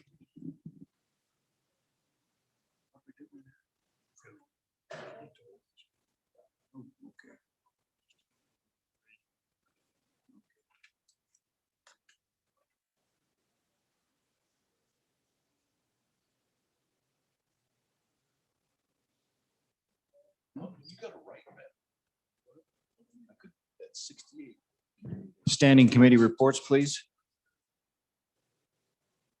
March 17, 2021. Mr. Presidential Committee Number 4, Education, to whom was referred Senate File 127, Wyoming Learn While You Earn Program, respectfully report same back to the Senate with a recommendation that it do pass amended. Ayes, Senators Beitman, Ellis, Rothfuss, Salazar, and Scott. Senator Scott, Chairman. March 17, 2021, Mr. Presidential Committee Number 2, Appropriations, to whom is referred Senate File 73, Tolling Authority for I-80. Respectfully report same back to the Senate with a recommendation that it return without recommendation. Ayes, Senators Guru, Hicks, Kinsky, Perkins, and Steinmetz. Senator Kinsky, Acting Chairman. Senator Scott. Mr. President, Senate File 127 that was just read in has an appropriation in it. Has to be referred to committee number 2. Absence objection, we refer to committee number 2. Mr. Majority Floor Leader. President, I move the Senate resolve itself into committee of the whole. For the motion, all in favor, aye. Those opposed, nay. Aye. Good. Yeah. You didn't know that before. What's that? You didn't know that before. What's up? Yeah. Committee of the whole will come back to order. Seems like we were just here moments ago. The next file for your consideration is Senate File number 73. The reading clerk will please read it in. Senate File 73, Tolling Authority for I-80, sponsored by Senator Case, was referred to committee number 8, which returned to committee recommendation that it do pass amended. Ayes, Senators Anderson, Furphy, Landon, and Pappas. No, Senator McEwen.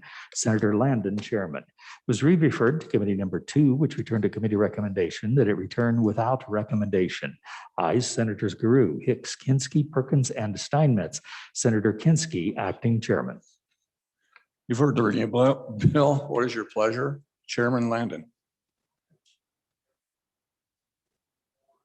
Or to do so with a recommendation that Senate File 73 do pass. There is a standing committee amendment, and I would ask that that be read in at this time.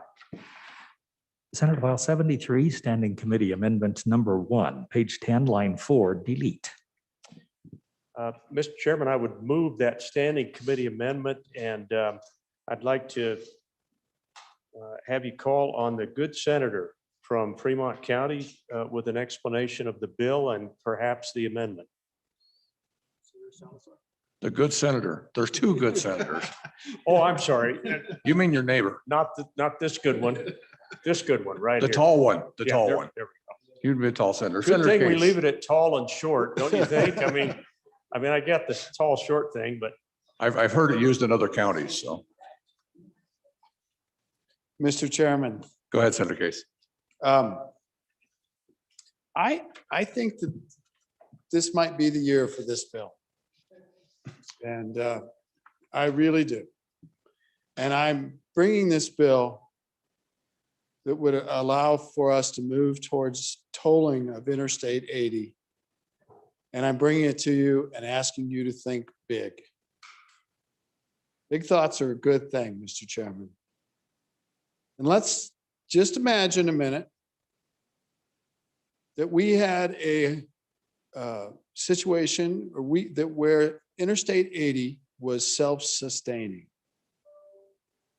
And that revenues raised from Interstate 80 provided for the development of one of the most fabulous roads in the country. With all the technology, all the safety features, all the nice, smooth asphalt, Mr. Chairman. Just imagine that that would work. Imagine also that we could deal with wildlife migrations and wildlife vehicle conflicts by improving the road, maybe putting more under and overpasses, maybe getting away from having this line that divides our state north and south, but also divides the migration of animals. Imagine that the money that we spend now on Interstate 80, Mr. Chairman, that state funds that we devote to it could be devoted to other highways around the state of Wyoming and solve some of the budget crises there. Wow. We are this close to being able to do that, Mr. Chairman. And that's what this bill does. And Mr. Chairman, it doesn't do it right away. The problem with tolling I-80 is it takes a while to get there. And if you all have a handout from the Wyoming Department of Transportation, it's been emailed to you. If you'd like a hard copy, we can arrange for that. And that gives you some of their thinking about tolling I-80. Mr. Chairman, you will note some astounding figures in there that a very, very modest amount of toll raises a pretty hefty amount of money, Mr. Chairman, that would allow us to make that road a great road of pride to all those communities across the southern I-80 corridor, a great road that will lead our country in its major freight route from east to west and be maybe for the next 50 or 100 years, Mr. Chairman. That's the kind of big we're talking about. So to do that, we have to authorize the Department of Transportation to develop a tolling master plan. That's what this bill does. Doesn't impose any tolls, doesn't, it's not a revenue generator in that sense. So it's appropriate to bring it here in this House. It also is a constitutional proposal, Mr. Chairman. It's constitutional in two different ways that courts have interpreted Article 3, Section 27. It's very constitutional. It's been interpreted also in other states that have the exact same language. And Mr. Chairman, it's a very unique opportunity for all of us to do some good for Wyoming. Because frankly, we're running out of options. Traditionally, we've funded the highway system with fuel taxes, with major diversions from the mineral industry through severance. Well, we know about the mineral industry and carbon-based concerns throughout our country.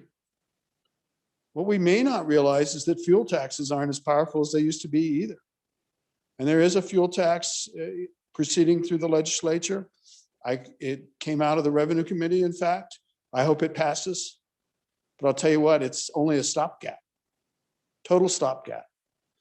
Because the amount of money that fuel tax raises, it'll be going down in the future as cars become more often electrically powered. Even big trucks will be electrically powered. Even hybrid cars will begin to get 50, 60 miles per gallon. We're just going to sell less gasoline. So it's not as useful, more difficult. Now, there was another piece of legislation that was trying to get at the use of roads by measuring how much people drove on roads. That legislation has gone by the wayside. It was a subject of a lot of angst. I got lots of emails on it. I hadn't even seen the bill yet. I did get a briefing on it from the YDOT director when it was proposed as a revenue measure. I tell you what, people aren't ready for that. They're not ready to be charged by the number of miles they travel throughout Wyoming. There's just lots of problems with that bill. I believe it's called a road use charge. Maybe it's a wave of the future. I don't know. What I'm proposing is something that's practical, can be done, and in our modern world is fairly simple, fairly simple. First off, toll roads aren't like they used to be. There are no toll booths. It's all electronic. That makes it a lot easier, Mr. Chairman. It also does something really good for our I-80 communities, which I care about deeply. Because since you don't have to have toll plazas, and like back east, I don't know if you've been to some of those toll roads, they have places along the roads where there are commercial plazas that are within the boundaries of the toll road. But yet that's where the monopoly businesses like your gas stations and your fast food and whatever, the little gift shops, they're within the center of the toll area. So people, when there's a toll road there, in that situation, you don't get off to visit the community. You don't. You got to stay on the toll road because you'll have to pay to get off and pay to get on. So this is not like that. Not like that at all. You can get off at any time, buy a cup of coffee, buy a steak dinner, buy gasoline, see the museums. You get what I'm saying? It's not a discouragement to commerce. Now, some people say, well, if you start charging tolls on I-80, everybody's going to go elsewhere. Where the heck are they going to go? The highest, there are some numbers proposed by YDOT suggested in that handout that I gave you. The highest scenario was 2.5 cents per mile for passenger vehicles and 25 cents per mile for trucks. Do the math. We got 402 miles of interstate. So that means that's roughly $100 for a truck to cross the state of Wyoming on I-80. And it's roughly $10 for a car to pass all the way, Nebraska to Utah. Let me just tell you, that ain't much money. And no 18-wheeler is going to want to drive down through downtown Denver, through those interstates, to get on I-70 to miss paying $100. It's not realistic.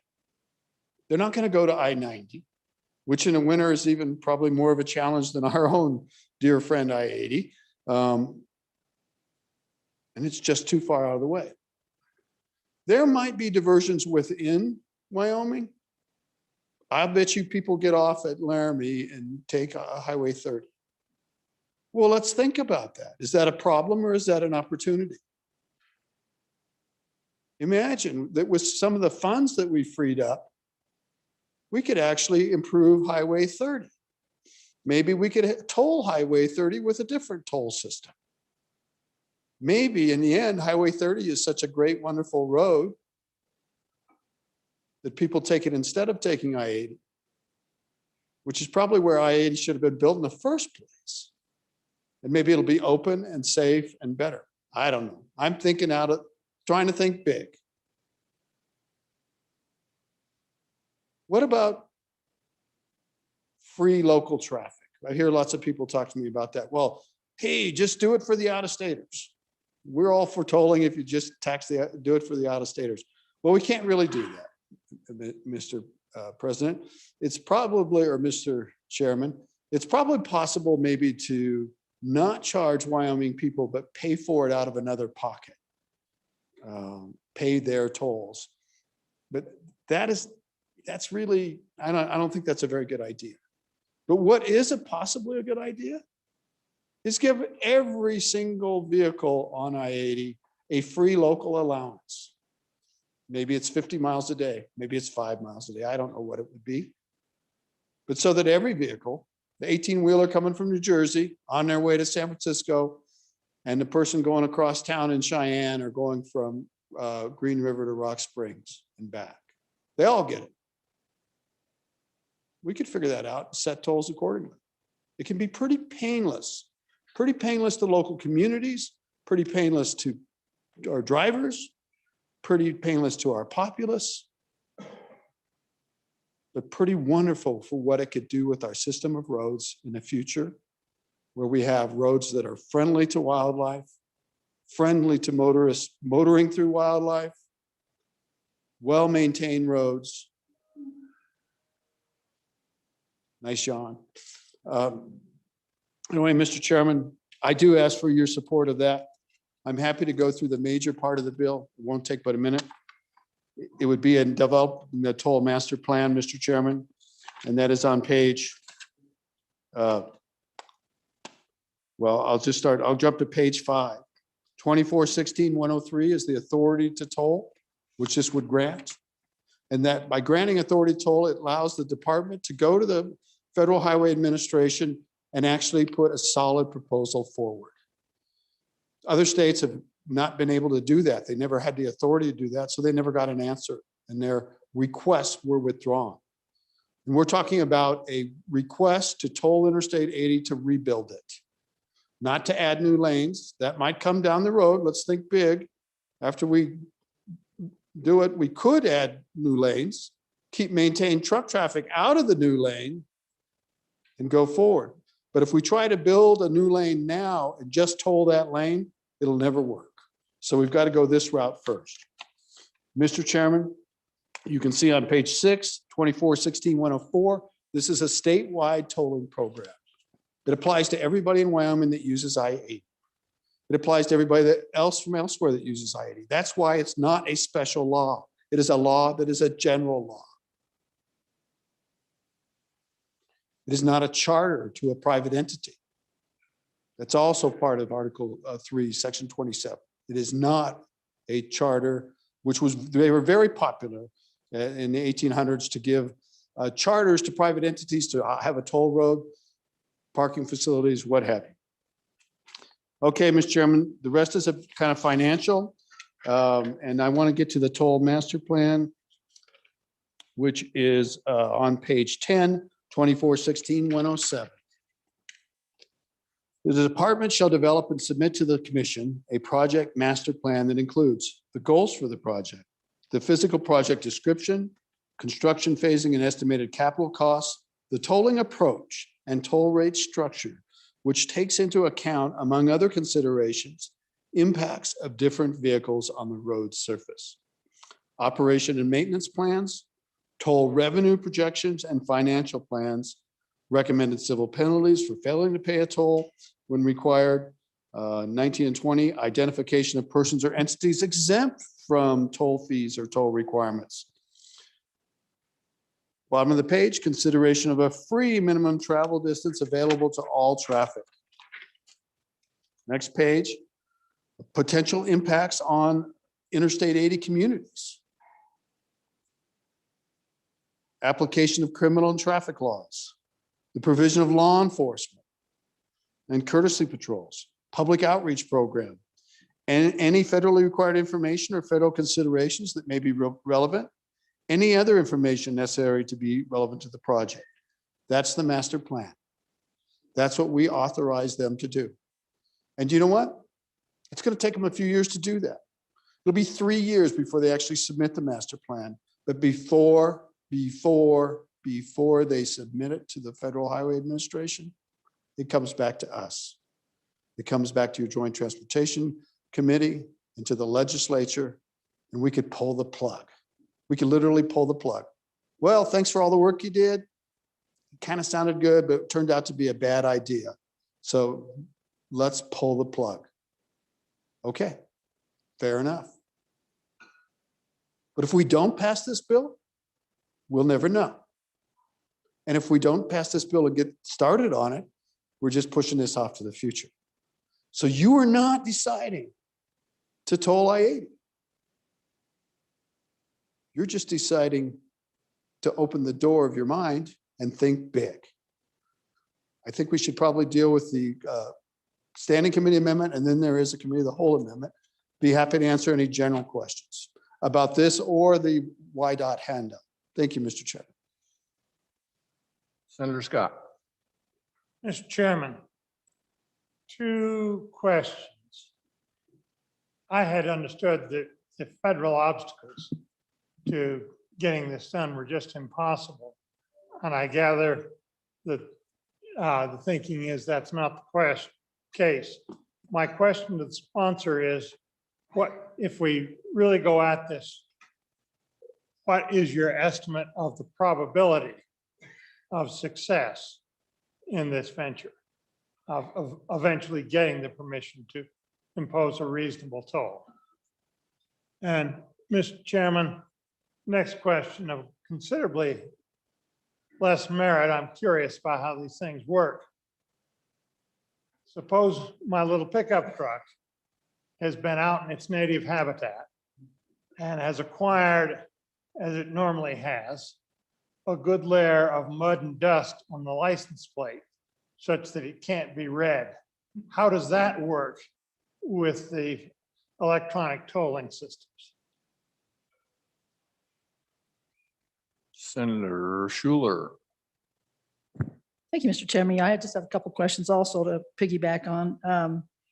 First off, you mentioned something about the third lane might not be able to be used to be tolled. I wondered if we could use that money though to add a third lane, because I drive I-80 all the time, and most of the time I feel like a truck sandwich out there. The trucks are doing the damage, and you know, not near as many cars out there as there are trucks, at least most of the time. But and so you know, I'm not completely opposed to it or anything else, but I also noticed that there are a couple of states that have gotten approval for a pilot program, a couple of states back east. And so I think when I read through this and I was studying it, it looked like there's room for one more state to get in that pilot program. So I don't know if that's something that would be available for us or not. And then I think maintenance wise, would the money just be used for maintenance, or could it be used for other things on I-80 only? And I think that was the only questions I had. Thank you. Senator Hutchins, go ahead. Thank you, Mr. Chairman. I know I brought this up before, but this morning we had a bill, and one of my questions dealt with not obeying the Constitution as written. And I keep hearing over and over that what our Constitution says is not what it really says. So I'm gonna just offer this again and see if everybody can pick up their copy of their Constitution, go to page 11, which is Article 3, Section 27. And it says special and local laws prohibited. I looked up the word prohibited, which is in our Constitution 17 times. And prohibited means we're forbidden by authority. We're prevented from doing something. And then you go down to the enumerated clause, the chartering or licensing ferries or bridges or toll roads. And I looked up the word licensing, and licensing means official or legal permission. We're not allowed to give that. So for me,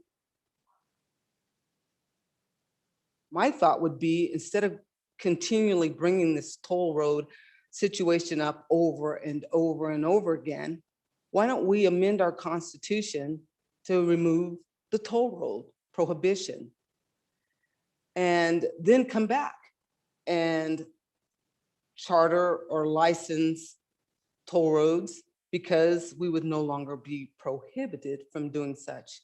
So if someone can clear that up for me, maybe I'd vote for it. But until then, the Constitution stands. I want to obey it. And I don't want money or any possible revenue to get in the way of what our Constitution clearly states. Thank you, Mr. Chairman. Senator Landon. Thank you, Mr. Chairman. I thought I'd rise and help the good chairman of revenue with to answer a question or two. First to my friend from Natrona County. This is a bill, as you can tell, that primarily aims at the authority for allowing our transportation department to go forward and interact with the federal government and begin the process of rolling out this plan that we've alluded to.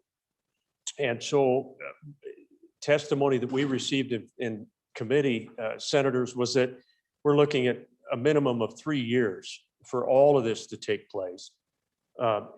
Any of those years during which we could pull the plug. If this thing is rolling out and just simply not looking like we intended, or something that the legislature doesn't want, easily, we can just simply eliminate. But the timing of it is somewhere in that range of 3 to 4 years from now, by the time you get through everything else.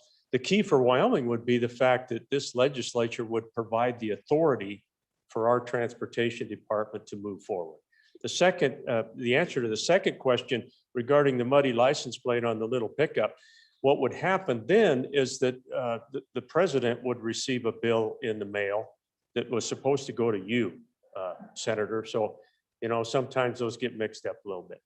I think that that's just one of those cases where the electronics would miss that vehicle. I'm sure there are contingency plans available, but hope that helps. Senator Hicks talking about his muddy truck. Yeah, Mr. Chairman, just real quick to answer my colleague from Natrona County on his native pick with the license plate issue. In Carbon County, we call that a tax exemption. Senator Case. Oh, go ahead, President Dockstader. Thank you. I'm pressing on the door of my mind a little bit here to see if I can open it up to a little more, because I know eventually we're going to have to redo things financially for this state. And I appreciate the good senator for bringing this back, exploring this option, because we are in difficult times. So to do that, I'm going back to my days on transportation and thinking, wasn't there just an incredible amount of out-of-state people using that highway? I'm thinking one night we were told over 80%. I could be wrong. I'd like to, and maybe you've already handed that out, Senator, but what's the out-of-state percentage of the use of that highway? And from that standpoint, should we be asking those people, if it is a large percentage, to help fund that road? Because we've been called upon to help fund it. And so that leads into my next question. If we move forward with this, does that tolling money fully sustain the maintenance and upkeep of I-80? I can remember back to transportation again. I think we were told $1 million a mile if we completely redid that. So those two questions: how many people from out of state are using that on a regular basis? And number two, what's the cost to maintain it? Put the money back into that. And at any point in that, and maybe this would be an appropriations question, does that free up any other funds for our state highways? Those two questions. Thank you. Senator Case, go ahead, sir. Before I get buried, Mr. Chairman, I thank you very much. Mr. Chairman, my good colleague from Natrona County, the estimate of success.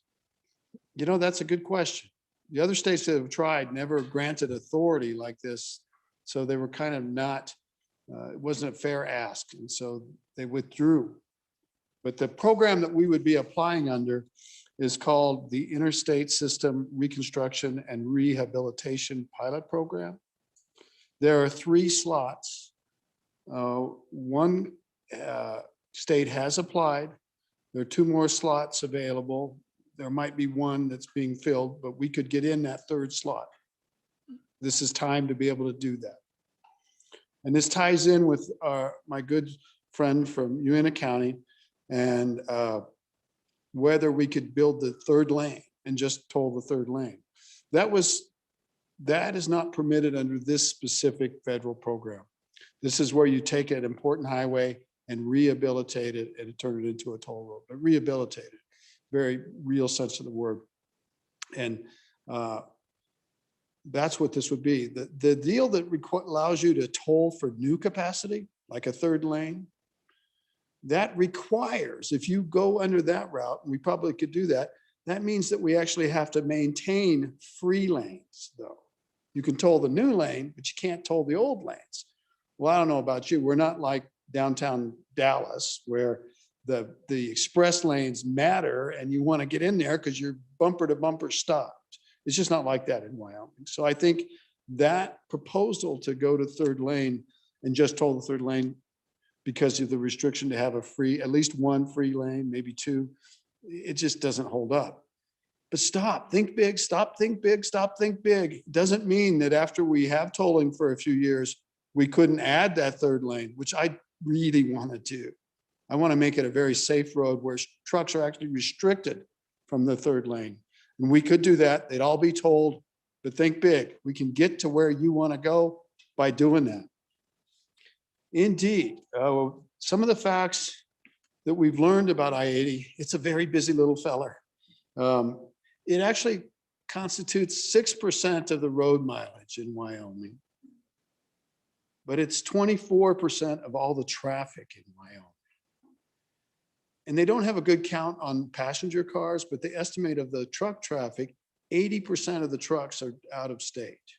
And probably that's the same thing for the cars. So a very high percentage of out of state. It eats up 19% of YDOT's budget. And indeed, those dollars, if we supported I-80 with tolls, we could shift those state dollars that we're spending now to the rest of the highway infrastructure in Wyoming.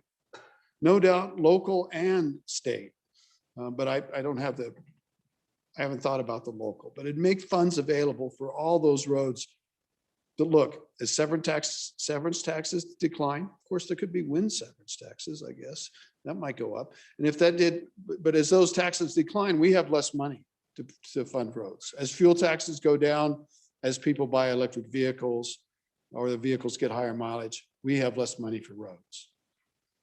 This is a way that takes our road money and extends it and moves it forward. My very good colleague about constitutionality. I'm not a lawyer, okay? But there are basically two issues. Our piece of Constitution that deals with prohibits special laws is very similar to the Constitution in Montana before they revised it. It's also similar to this Constitution in other states. It has been litigated in the courts on several different aspects. A famous case in Montana dealt with parking meters, where people said that a town placing parking meters was or a law to impose parking meters was a violation of the law. The lower court said, yep, that's a violation of the law, went to the Supreme Court and they ruled, and they cited this section on toll roads. They cited it verbatim, and they basically, their conclusion was the city's installation use of parking meters on its streets is not is not unconstitutional as an establishment of toll roads, as the Constitution does not prohibit the establishment of such roads, but merely prohibits passage of special laws licensing toll roads. Montana Supreme Court case. More on the point. Section 26 of Article 5 of the Montana Constitution, which prohibits the establishment of toll roads being roads for which a toll or fee is exacted for any use thereof. A complete answer of this contention is that the Constitution does not prohibit the establishment of toll roads. Hereinafter, we quoted the provision of the Constitution which respondents aver is violated by the use of parking meters. This is the court. There is no limitation in the Constitution upon the power of the state to establish toll roads or construct toll bridges. But even if the Montana Constitution prohibited the establishment of toll roads, as respondents read it, instead of merely prohibiting the passage of special laws, its language is unique, and it goes on to uphold the decision of the city. So Here's another layer about this. When you are talking about these special versus general laws, Mr. Chairman, you're making an argument about equal protection. Equal protection arguments require what's called a rational basis, especially if you're not, they use this thing called a rational basis test. Unless you're a member of a special class where discrimination is upheld at higher levels, like our US Constitution or other laws. But if you're not a member of a special class, and believe me, I don't think a driver on a vehicle on a toll road is a member of a special class. But if you're not a member of a special class, then it drops to rational basis. This is the lowest test. This is the lowest test that a court employs. And what it means is, do you have a rational basis for the policy that you're trying to impose? Yes, we have a rational basis. I-80 is unique by its maintenance concerns, its heavy out-of-state use, its damage from trucks. And and yes, we need to do this because we're unable to fund it by other means because fuel taxes no longer carry the weight and we've ran out of severance taxes. Rational basis, there are probably 10 other rational bases. I'm not a lawyer. I'm doing the best I can on this and I ask for help from my colleagues, but that's to the constitutionality. I think I'm caught up. I think I'm caught up. I'll wait for the next round. And here they come. Senator Kinski. Mr. Chairman, thank you. I'd like to thank my colleague from Southwest for a new favorite phrase, a truck sandwich. I've been on a I-80 and I've felt your pain. And you know, to that, add the fact that my fuel taxes are going to maintain that road. We're deferring maintenance in my district to help support that 20% of the budget that goes to maintaining that I-80 tollway for a lot of trucks that are sprawling cross country. Bless them. You know, it's good to have them. Sometimes the third time's a charm, sometimes the sixth time's a charm. This bill's been here before and I've been part of voting against it in the past, but this one's a little bit different. What this bill doesn't commit us, it just says we want to hear more. And I think that's okay. My dad's 95 and he always says, never hurts to listen. Of course, he's never heard me deliver a speech on the floor of the Senate, or he'd know there's an important exception to that rule. But other than that, it doesn't hurt to listen. And so what we're telling WYDOT is, you know, here's the legislative enactment you need to go to have a conversation with the feds and start trying to put some flesh on the bones, bring the plan back to us. Let's take a look at it. And then we'll revisit it. So I'd like to hear more.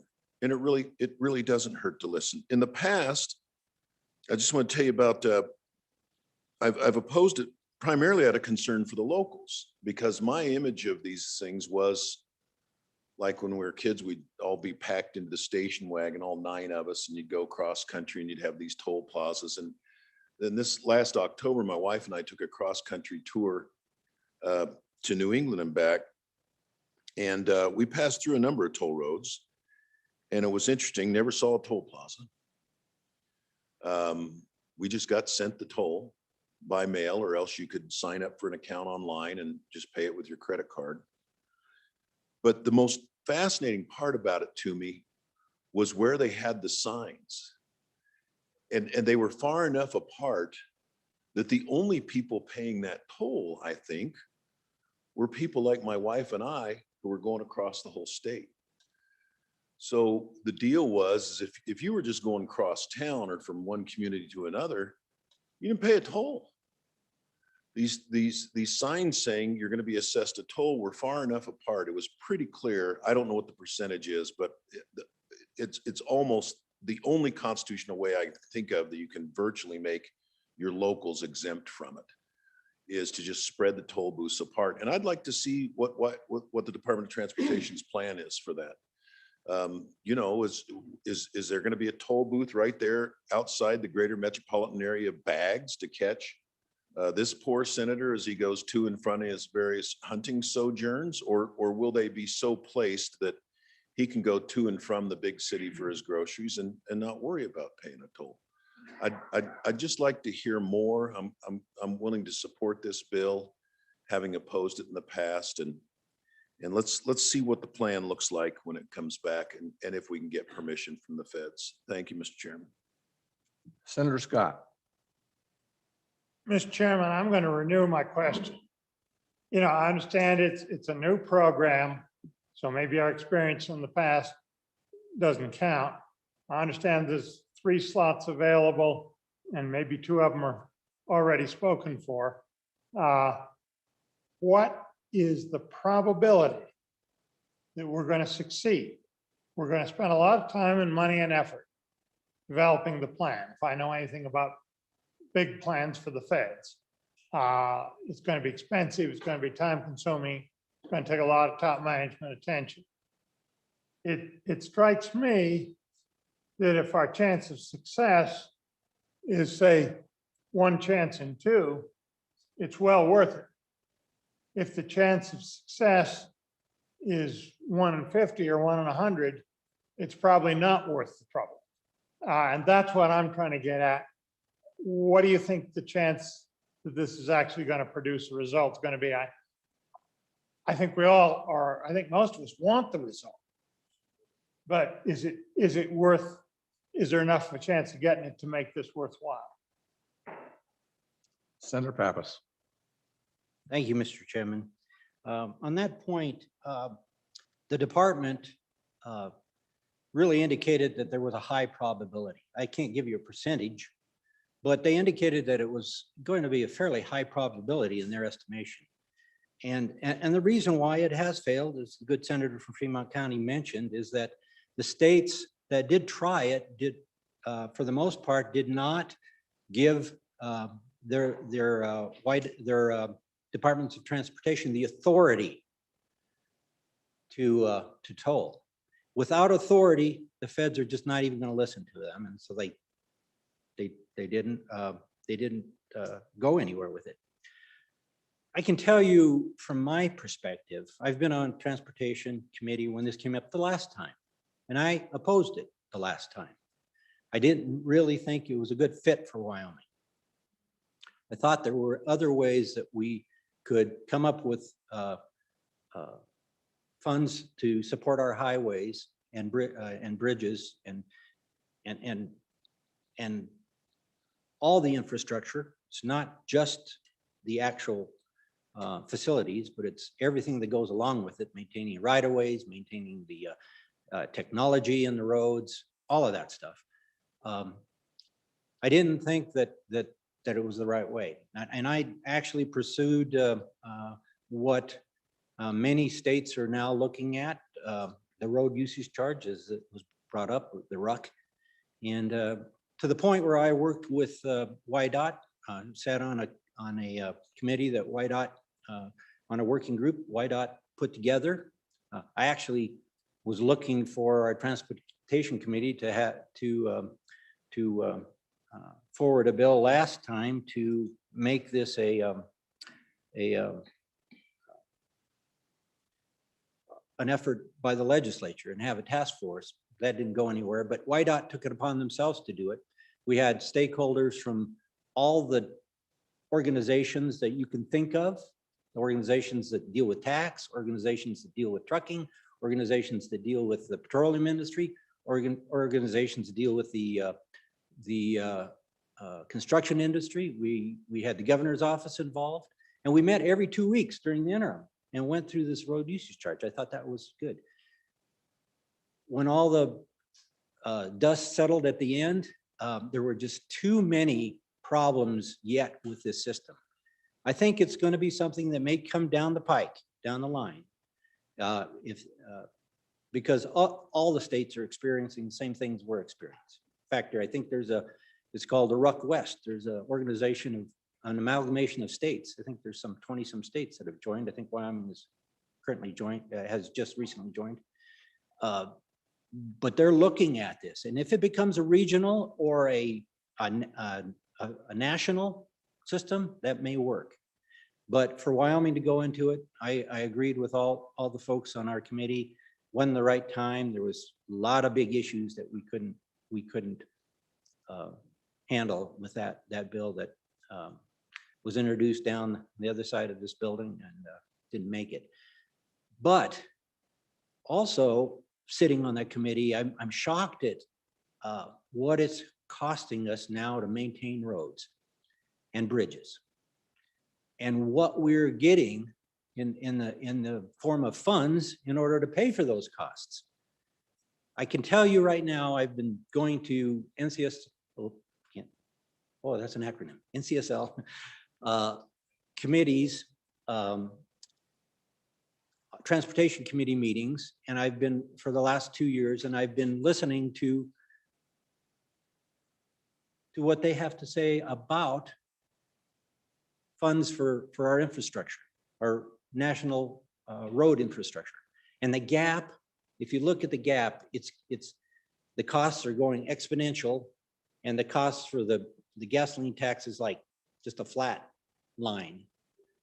And that gap is getting bigger and bigger and bigger every year. We're not going to have money to fund. The feds are not going to give us enough money to fund what construction costs are going to be in the future. They can't do it today, let alone what's going to be in the future. And as was mentioned, CAFE standards for cars have increased. We're going to have vehicles that won't be burning fuel anymore. They'll be, well, not at least not fossil fuels. They may be electric, maybe hydrogen, who knows? But per mile driven on the road, those vehicles are still doing damage to the road, but we're collecting less and less and less. So we got to do something different. So when Senator Case came up with another tolling bill, I jumped on board because the costs that we're going to be experiencing is nothing short of another big dilemma like we are going to have, like we're having in education. I mean, when we're looking at the cost in the future to replace these roads, to maintain them is fine, but then to have to replace them, that cost goes like this. And our industries, our economy requires good roads. Our tourism, our construction industry, the mineral industry, everyone, the ag industry, everyone needs good roads and bridges. If we don't have money to take care of that bridge, and now your community can't have 18-wheelers show up and provide goods, and they have to truck it in smaller doses, guess what? Your price of goods goes up. Everything gets affected by having poor roads. So I'm in favor of looking at this, as was said. We're not pulling the trigger on anything. And a lot of the information, or a lot of the questions that I've heard asked, those are the details that we're looking for. We're looking at, how much money it will raise, how much money we will need, what free mileage we should, and should we build one toll booth in the middle of the state? Should we build 5 every 80 miles? I don't know that. Those are the things we need to know. But we need to pass this authorization in order for us to find out. So I urge you, help us help ourselves by giving us the authority, giving Whiteout the authority to pursue this. If we find we don't like what they come up with, fine, we can throw it out the window when it comes back. But we need that. We need an opportunity to be able to think big and provide this state with good roads, because frankly, it's our lifeblood. Thank you, Mr. Chairman. Senator Landon. Mr. Chairman, thank you. Maybe I can help steer us on the way back home with this bill. Just really enjoyed the comments from the senator from Sheridan County, and really thought the pictures were great from your trip.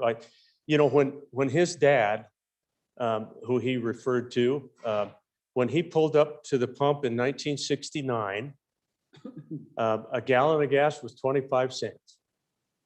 And 7 cents out of that 25 went back to the roads. I'm an arts and sciences guy, a writer like this guy next to me, but I think that's about 27 or 28%, right? Today, we pay 10 cents and it's about $2.60 out there on the pump. And I think that equates to about 8%. So, Mr. Chairman, that's the difference in what we're putting into our roads today, as opposed to what that previous generation put into the roads when they knew that you had to invest in the infrastructure if you wanted to keep it there. We've kind of taken a generation off, really, in taking care of these roads. The deficit that the good senator in front of me talked about is being added to $350 million every year. We're adding to that deferred maintenance deficit. So that's the 30,000 foot view, everyone. And I think you understand why the Transportation Committee thought it was very important to come out here and have this conversation. I think it's one of the big policy issues that we face over these next few years. The fact is, if it isn't for this, then what is it? And if it isn't now, when would be my question. Thank you, Mr. Chairman. Senator Hutchins. I would like to apologize. When I was giving the page number for Article 3, Section 27, I gave it out of my old Constitution. It's actually on page 12 in the Constitution. The good senator from Lander mentioned a Supreme Court case in regards to tolling. And as far as I can remember, or this morning when I woke up, I'm in Wyoming, not Montana. I don't really care what Montana's Supreme Court says about Montana's Constitution, and especially on meters and not on tolling. So I just want to reiterate, the Constitution is very clear. As far as I know, Wyoming does not have a Supreme Court case just yet. And we can vote this up or down, but obeying the Constitution is more important to me than a few dollars. Thank you, Mr. Chairman. Senator Hicks. Chairman, I would say I would be brief, but then you'd all know that I'm starting out with the bullshit, so I won't do that. So, Mr. Chairman, I've got more I-80 in my district than anybody here, almost 200 miles. And I have fought this tolling thing and fought it and fought it and fought it because there was no parity. But I would tell you, after looking at this, I think this is probably the one thing that may actually work. If we can get the truck traffic, 80% of all the truck traffic out there just drives right through the state. And what have we done? We build these large parking lots. We build third lanes to facilitate the trucks. We've done everything we can to facilitate this. I think we need to take a look at this. The proposal looks to me like we might be able to capture a user fee that's driving the cost. We might be able to do 1 or 2 tolling stations and derive $170 million for the very people that are driving up the cost. I think it's worth looking at.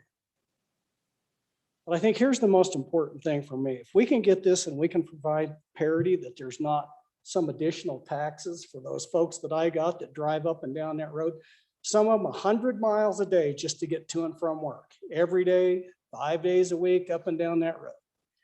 And if we can figure out how they're not paying the tax, I'm all in, because here's what I'm really tired of. I am really tired of our taxpayers in this state. Every single time you fill up, you're subsidizing that interstate truck traffic. And I don't care whether you're in Hewlett, or whether you're in Lander, or you're in Jackson, or you're in Evanston. We are subsidizing interstate truck traffic, your taxpayers, every time you fill up. This looks like we may actually get a user fee to the people that are creating the maintenance cost associated with I-80. I am more than receptive to take a look at it. It's the only proposal I've seen so far that I think provides solutions to a big problem with our highway fund, up to potentially $170 million a year. That $170 million is going to go back to the roads and the highways in you guys' district. I think we need to take a serious look at this. Senator Nethercott. Thank you, Mr. Chairman. To get to the issue concerning constitutionality, just doing a quick review, reviewing the constitutional section and some history associated with that provision. It really relates to special laws, which is what the title to that constitutional provision is. The purpose of prohibiting special laws is to prevent corruption, to make sure that those elected into office who may have access to power and privilege do not make laws to benefit themselves, which is why we declare conflicts now. And that's how most often we see that come into play. So as it relates to the constitutional provision that specifically identifies roads, if you look at the constitutional section that the good senator of Laramie County identifies, it's a long list of things that we can and cannot do. And as I think of its application to roads, imagine a scenario back in our founding days where I have a cattle ranch and I'm a cattle baron and I really need to get that cattle to market. And it would also help my community though, if I could get a nice road built right by my cattle ranch. And so I make some legislation to create a lovely road, you know, for my community and all. But really the primary purpose is to export my cattle more efficiently. That is what's really prohibited here. And that's what the constitutional provision is intending to prevent. So its application to an I-80 toll road, I don't think is a proper application of the Constitution's intent associated with that. Of note, and as a reminder of how the Wyoming Constitution was patched together, it lacks some glory because we were creating our statehood very quickly. It was in 1890, as you recall, and going up to those days and to get congressional approval. And so what happened was the Territorial Council at the time, as we love and know to do, looked around to surrounding states and their constitutions and really just did a copy and paste job associated with what they thought would work. And so some of it makes sense and some of it doesn't. They adopted a lot of provisions from the state of Kansas because Kansas had recently gone through the process. And so some of that maybe sanctity that we attribute to our Wyoming Constitution, whereas we should consider it, you know, fundamental and important and special. I think when you put some understanding in how it got put together, it was sausage then, just like it's sausage now. And sometimes it makes sense and sometimes it doesn't. But that's the history of that provision, is really to prohibit the evil associated with making special laws to benefit a select few individuals, either ourselves or maybe a constituent. Senator Hicks, briefly. Yes, Mr. Chairman, on that subject, I would like to extend my apologies for my previous statement referencing male bovine fertilizer. And I would apologize for any of those people that are listening out there. It is inappropriate speech on the floor of the Senate. Please accept my apology. Thank you, Senator. Senator Perkins. I love the color, but anyway, I wasn't offended, but I don't know the good Vice President book French, but anyway, I was impressed. The continuing on, I just want to continue on this discussion of special legislation for just a minute and give you a few examples when you look at the constitutional provision. So as you read the Constitution, you come to this Article 27 about special and local laws prohibited. And it starts out, and you can see, I'll give you a couple of examples of what are special laws and general laws. So it's, again, you're not prohibited from making a general law. You're prohibited from making from a special law or a local law. And so if you look if we just go to the first couple sentences, the first couple lines, because I think it's all one sentence, but the first couple lines, the legislature shall not pass local or special laws in any of the following enumerated cases. That is to say, for granting, first one is for granting divorces. Well, wait a second. The state grants divorce. don't we grant, you can get a divorce in the state of Wyoming. What does that mean? Well, what it is you can't bring a bill that says, you know, so-and-so's husband is really a bad guy and she is really a nice person. Therefore, we have a bill that grants a divorce. We can't do that. That's a special law. But we do pass laws, general laws, but anyone can go and apply for a divorce under whatever circumstances they have. So that's one instance. Another one that just pointing out, another example is that we, in vacating roads, town plats, streets, alleys, or public grounds. Why we don't do those laws? Why don't we do those laws? Because those are done at the local level. And so sometimes we seem to mingle in those things. I'm smiling at my good friend from the far west county. We mingle in those things, but we also recognize that whatever law we do has to apply to every county, every town. And so we pass as a general law. I was also, you know, you look at, what we can't change venue in civil or criminal cases. We can't pass laws that punish people. Why do we do that? Well, we pass laws that punish people, but we don't pass laws that punish specific people. We pass a law that says, we almost had one today where it was going to be $750 if you smoked some hemp, and you know, we turned that one down. But that didn't apply to say, if Mr. Jones or Mrs. Smith smokes hemp, then only then is it a crime. That's what we're talking about in special legislation. And so when you get to the specific one, it says chartering or licensing ferries, bridges, or toll roads. And so when we're chartering those things, that means that we wouldn't charter or license a private entity to create a ferry or a toll road or a bridge.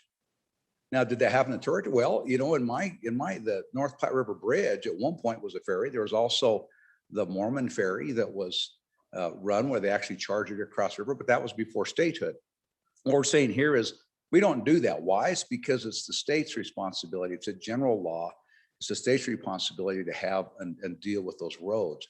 So we're not chartering in this particular bill. You're not going out and giving any specific private entity or company or person the right to build a bridge or to build a road and then charge to travel on it. That's what the special law, when we read this, I believe that this is, again, that's what the special law is talking about. And that's not everywhere. I've been in a number of places. In fact, when I go visit my daughter in the state west of here, it's $1 to go up this road that saves you about 5 minutes if you drive away. So pay $1 to go across up this road that goes up this hill. I don't know how that person got the authority to do it. They couldn't do it in our state. We wouldn't grant that. But he charges $1 and enough people go through there that he makes a very good living having built that road, to build a shortcut, to make it handy. And he got the charter to then charge for that road for anybody who uses that road. And I think those are the things that the Constitution is prohibiting. It's not prohibiting us from ever granting divorce, having laws that would grant divorces or building divorces. We can't turn that over. We can't delegate that authority to someone else through a charter or a license so that they can operate it on the state's behalf. Senator Nethercott. Just because we're having fun as legal scholars, if I were to create a test for whether or not the special law is applied, the first question would be, is it for the public good? And if the answer is yes, and exclusively for the public good, then that constitutional provision really probably doesn't apply. And that's what it's supposed to do, that we're not supposed to make laws for private interests, but really for the public good. And we're supposed to always act for the public good. In this case, it appears that the public good is roadways and the payment of roadways for the public's usage. And so I don't see where anyone privately or any particular interest group would be profiting, at least not from this legislation. Senator Landon. Mr. Chairman, I would ask for your support of the standing committee amendment. What that does, it goes in and changes the language where it references the commission as in setting the original toll. And what we did was go in and change that to they will recommend to us as a legislature what that toll might be. You'll see some other just corrective language. It's pretty straightforward. Be glad to answer any questions, but I would, you might remember I moved that amendment at the very beginning, but I would move it again and ask for your support. Thank you. Any discussion? Question on the amendment? All those in favor of Senator Landon's motion to adopt the Standing Committee Amendment number 1 to Senate File 73, please say aye. Aye. Those opposed say no. That amendment has passed.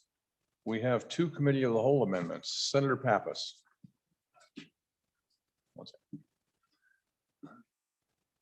Thank you, Mr. Chairman.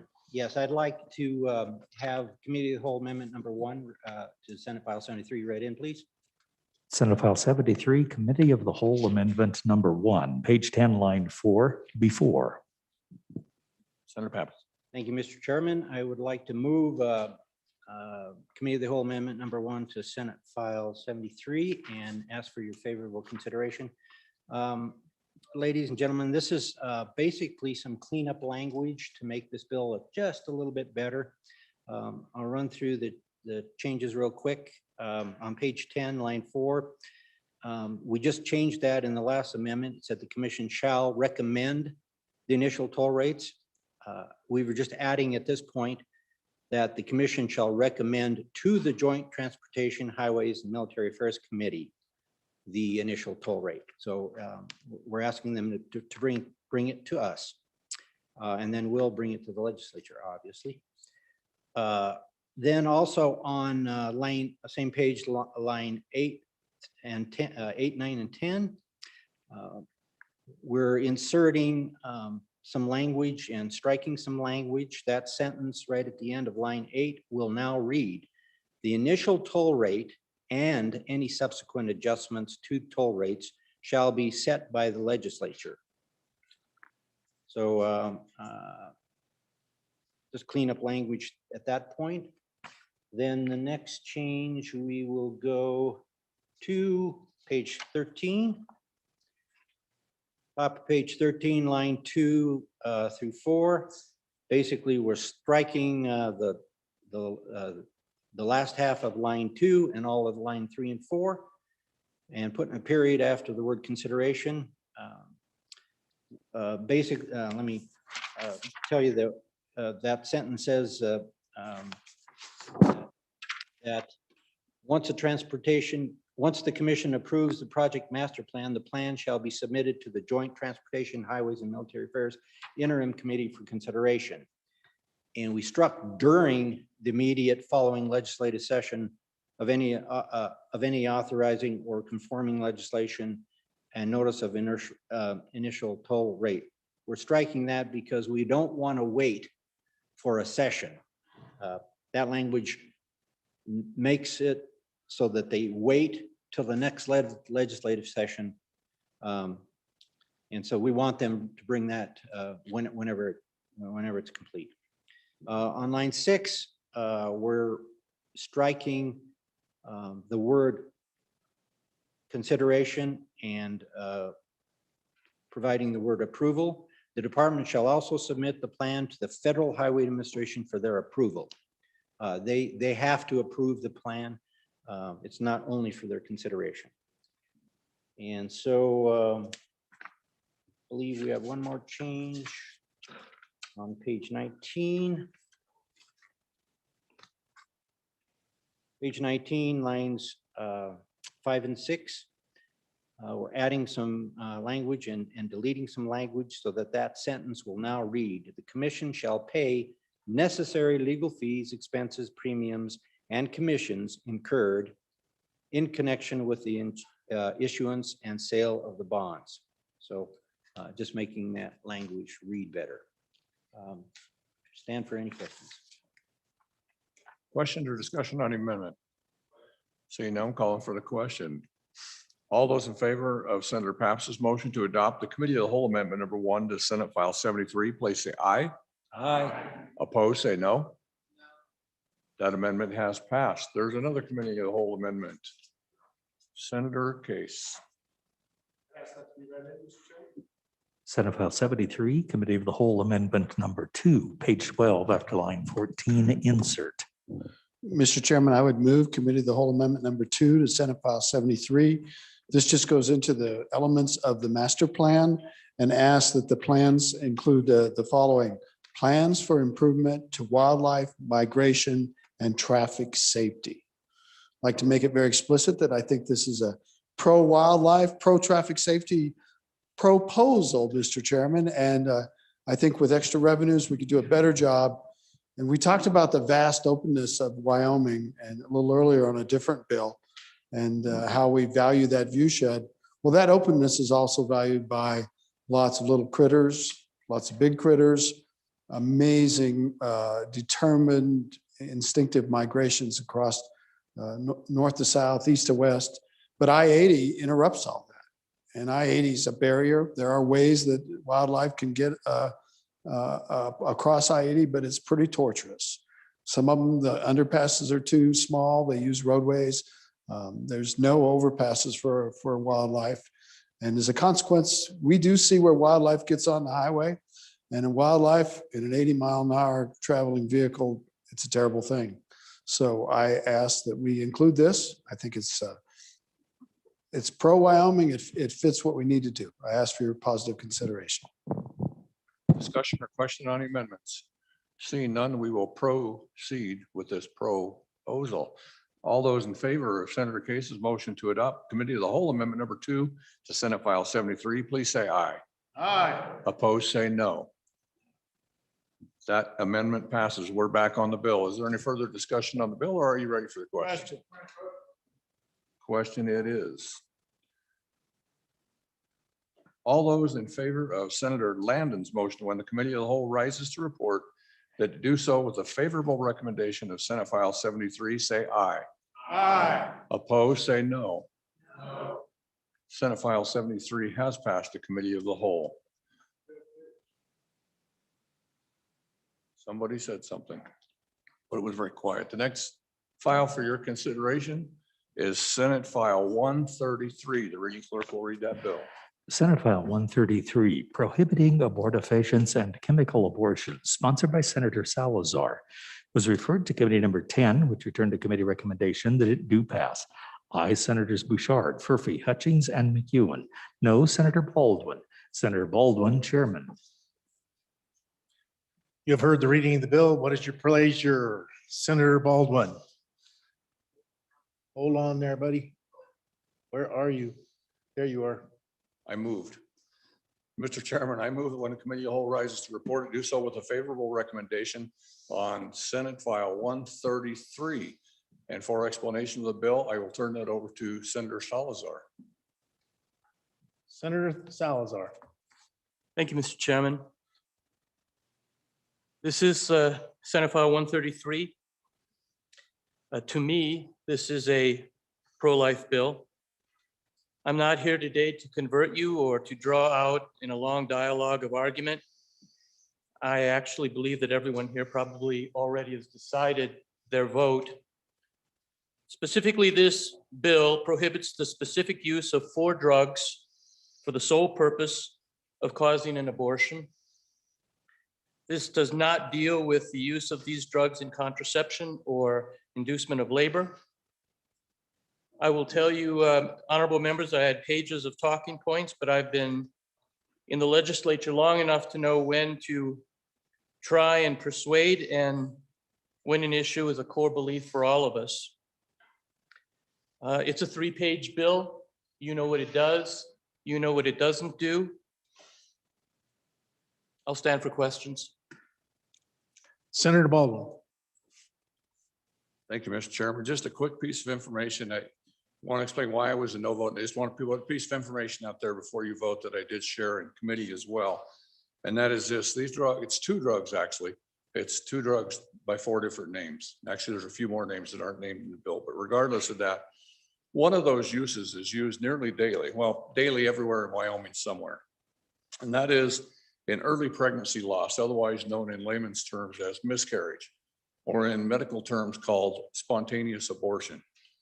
These drugs are used when a surgical procedure is not needed, is not desired. As you might imagine, a medical treatment is much safer, much fewer complications, much cheaper than a surgical intervention when it can happen. Nearly every day I was testified that somewhere in the state, this medication is used, and it's on this list of medications to safely and effectively and cost effectively complete that early pregnancy loss or miscarriage. It's a safety issue. And it's one of those issues that if we tie their hands, as this bill would, as the purpose of that is removing the products of conception from the uterus. And by this bill, by the language in the bill, that is prohibited.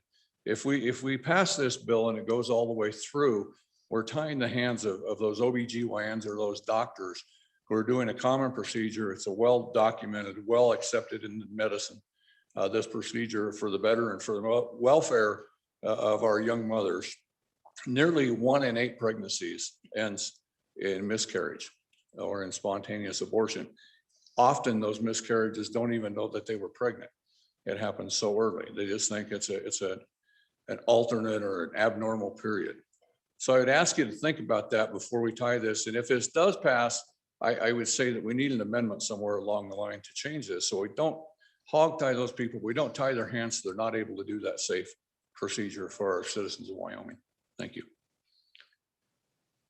Senator Ellis. Thank you, Mr. Chairman. I appreciate the bringer's intent to be brief, but it is our custom to walk through bills and explain them a little bit more. So I would just appreciate further discussion about what this bill imposes. I'm seeing a criminal penalty.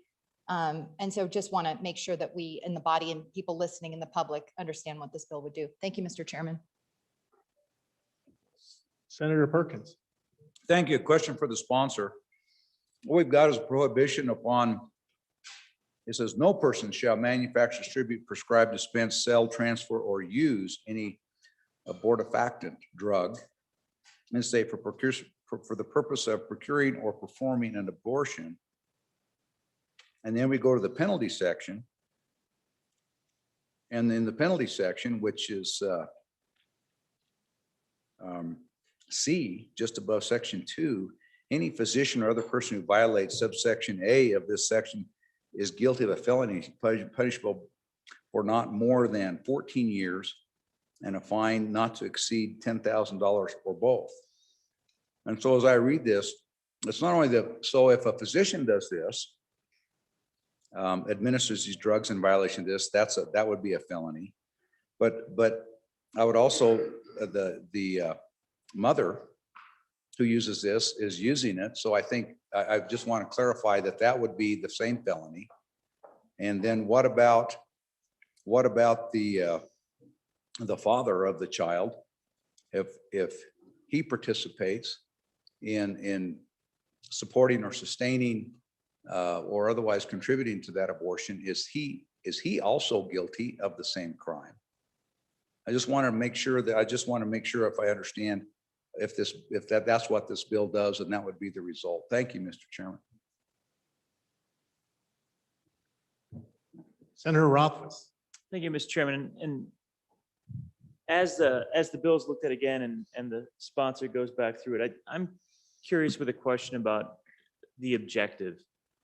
And it gets to the good senator that's the chairman of the Labor Committee's question about, it's my understanding this doesn't make abortion illegal, so that would presumably still happen. Is the objective to make that happen less often or to criminalize it in some way? And if not, which I would suppose is probably not the intent, then based on the idea that these drugs are considered medically preferable and safer, I guess I would question why we would want to promote an option, which would then still be legal, of a non-pharmaceutical or non-pharmacological abortion, why we would want to promote that, a non-chemical abortion over a chemical abortion when the studies indicate that it is less safe. Thank you, Mr. Chairman. Senator Pappas. Thank you, Mr. Chairman. Question for the good senator of the Labor and Health Committee. As I read it, the use of it is not prohibited. It's only prohibited if dispensed for the purpose of causing an abortion. So if there's a spontaneous abortion already or a miscarriage, then the purpose is, I see the use as in those conditions being okay.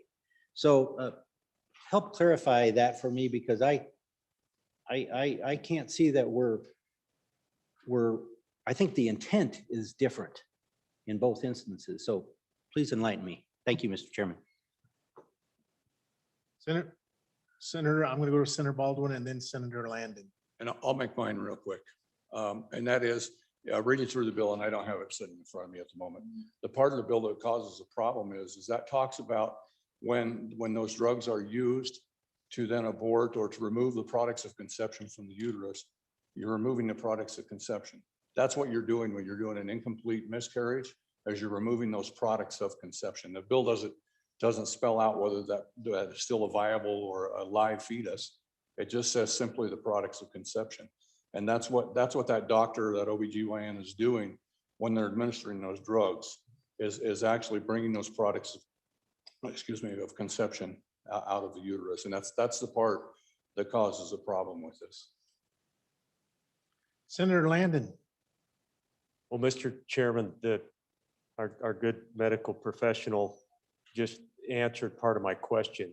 I just have a lot of concerns with this bill. I come from a community that it's really a hub in our state for medical care, and I've received as many emails on this bill as any maybe in this session. But the most compelling thing for me, Mr. Chairman, was a young couple that reached out, went through a horrible experience about a year ago. And quite honestly, sometimes Mother Nature needs some help when something is not viable and it's not working, and Mother Nature just needs some help. And honestly, this young couple, who I think of very highly, is pretty horrified by this bill. And that was pretty compelling to me, Mr. Chairman. So I thank the good senator from the West for answering the question. I think that comes right to one of the areas that I have a lot of problems with in this bill. Thank you. Senator Schuler. Thank you, Mr. Chairman. Senator Salazar. Senator Schuler. Thank you so much. Mr. Chairman, the question I have, I guess, when our good senator from over my neck of the woods brought forth the statistics that 1 out of every 8 pregnancies end in a miscarriage, and all of a sudden, the wheels started turning, and I started thinking, well, as a female, if I had a miscarriage, and then all of a sudden the choice was taken away from me, that I couldn't have the doctor go ahead and complete that miscarriage with chemicals, that's what it sounds to me like, that maybe this bill is saying, nope, the only choice you have is a DNC. So basically, I think the bill says to me as a female, nope, you don't have a choice on how to take care of this miscarriage, that, you've already lost the baby anyway, or what, at least to some degree. So why do I have to have a surgery when there's chemicals available to help complete that process? And that's what I look at this as a choice. It's kind of taking a choice away from females that are in that, and I know that's not the complete intent of the bringer of the bill, but I would like to have that addressed. Thank you. Senator Steinmetz. I'm sorry. Senator Salazar, did you want to speak? Okay, Senator Steinmetz. Thank you, Mr. Chairman, and on and for the bill. And I think we have an amendment that would fix some of these concerns coming up on second reading if the body would see fit to pass it on through. As you know, in many of these instances, we've dealt with a miscarriage situation. And so we dealt with that in some other bills in the past, and it's a very valid concern that needs to be taken care of in this bill.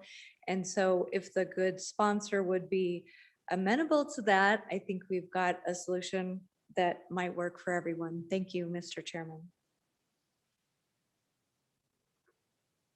Senator Pappas.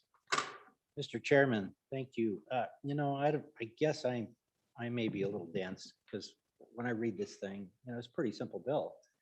I don't see that at all. I only see that it's for the intent of procuring an abortion. The intent, if you're using it for a miscarriage, there's no prohibition. Am I not reading it right? Somebody please help me. Senator Salazar. Thank you, Mr. Chairman. Number of questions, and I'll go through them. First of all, with regard to amendments on second, third reading, yes, there will be amendments coming. Clearly, I want to work with Chairman of Labor and Health with the about the question of miscarriage. No, it is not my intent or the intent of this bill to deal with that. And I would refer you to page 2, line 7, actually line 4 through 13 on that issue. With regard to the Chairman of Appropriations, no, it is not my intent, nor is it the bill's intent to hold either the mother or the father liable in any criminal matter. I will tell you and to the body that one of the amendments I will be bringing is changing on page 2, line 16, from a felony to a misdemeanor. And I guess finally, I would say the objective of the bill is simply prima facie. It's clear. It is prohibiting for the sole purpose, and I'll read it again, notwithstanding any of the other provisions of this law, it is for the purpose of eliminating the use of these drugs, specifically in causing an abortion. Nothing else. Nothing else. And so I guess I would say to my honorable senators, it's pretty clear cut on how you feel about it. It's straightforward. That's why it's only 3 pages. And if you have problems with it, vote against it. But I ask your support. Thank you, Mr. Chairman. Further comments? Are you ready for the question, Senator Cooper? Thank you, Mr. Chairman. The moral questions here are pretty straightforward. I think just about everybody in this room stands against, I can't speak for all of you, but I stand against abortion. But on the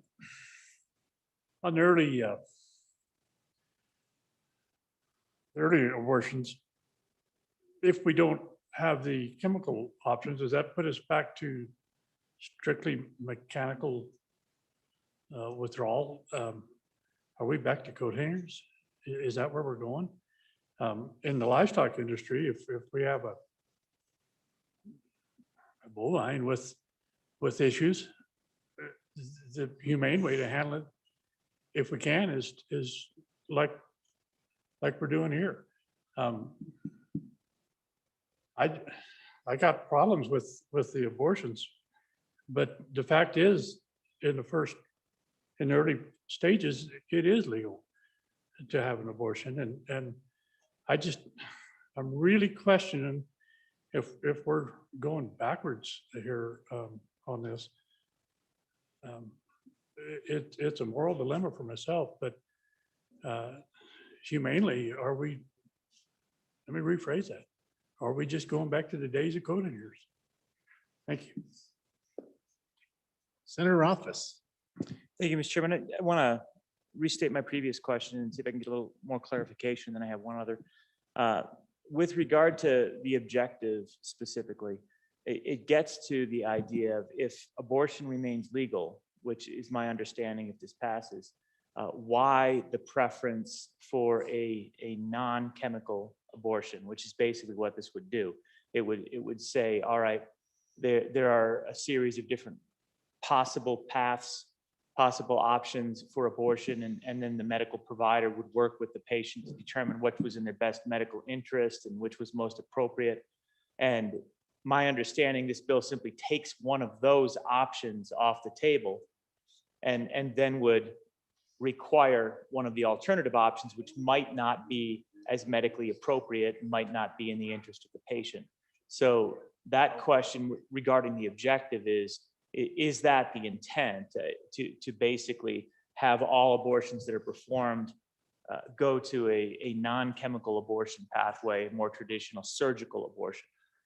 The second question that I have gets back to the miscarriage discussion. The reason that I don't see clarity here is the idea of a miscarriage being somehow an event in time, one moment. Well, this person's having a miscarriage and therefore we'll come up with an exception.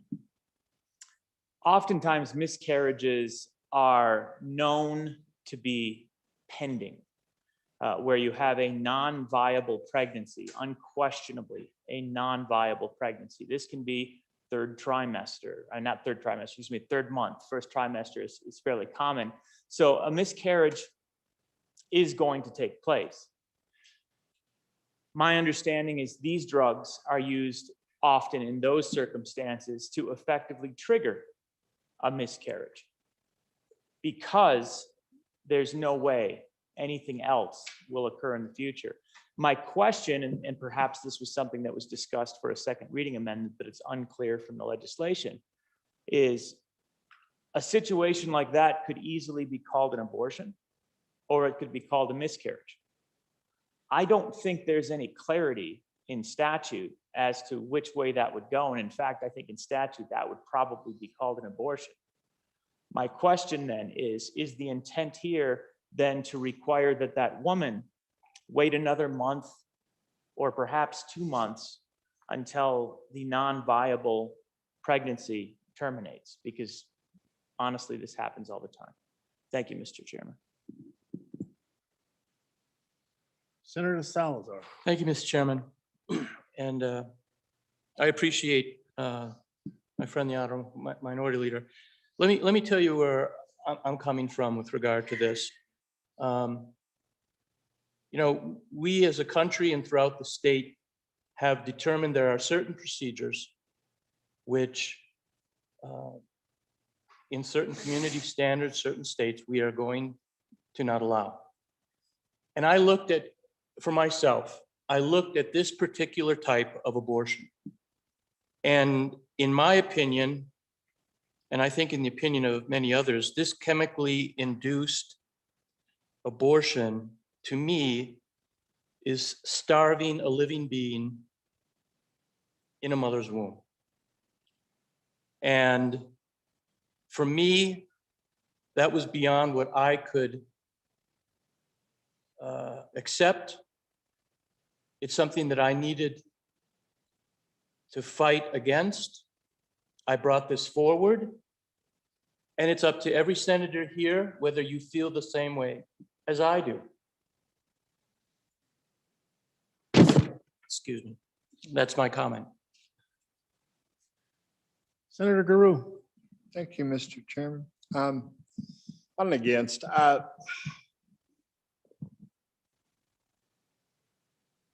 no one in their right mind, in my view, is in favor or is pro-abortion. It bothers me when we start to talk about it in those terms. I wish we could all work together to teach, to educate, Mr. Chairman, to help people at whatever stage of life they're in, so we could have a time when there never would be an abortion ever. I think we can all agree with that. What I have a problem with tonight is that when we start to parse this out with the use of chemicals that sometimes are used by right, well-thinking doctors to perform medical procedures that are necessary and vital to the health of their patients. And now, in their view, and this is talking about, and I notice this when I get emails from people that are pro-choice or pro-life, let's put those both to the side for just a second. I'm talking about letters from OBGYNs who are saying, you're going to make me a criminal. And my insurance agent, my risk management people are telling me, you've got to stop doing this if this bill comes anywhere close to being passed, because then I'm going to be put in danger with the wrong judge or the wrong prosecutor at the wrong time in the wrong situation.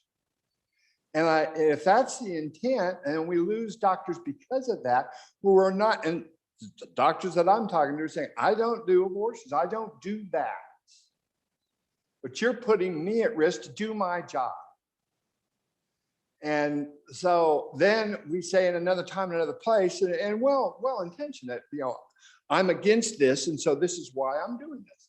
Well, I'm with you on the first part, but you lose me on the second. And so that's why I think that, I wish if we took all the energy, all the money, all the time that's spent doing bills like this, and people on the other side doing bills to try to stop it, or maybe even the 15 minutes of time that we've taken, or 20 we're talking about, and doing something that's more positive, like working towards educating kids so it doesn't happen again, we'd be better off. Thank you, Mr. Chairman. Are you ready for the question? Question being called. All those in favor of Senate File 133, please say aye. Aye. Opposed, no? No. Division being called. All those in favor of Senate File 133, please rise.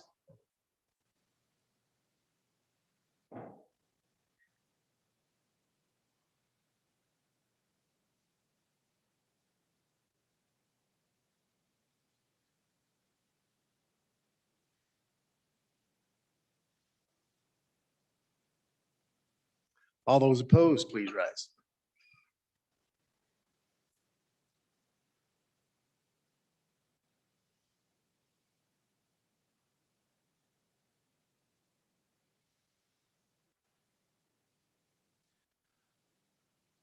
Senate File 133 has passed committee of the whole.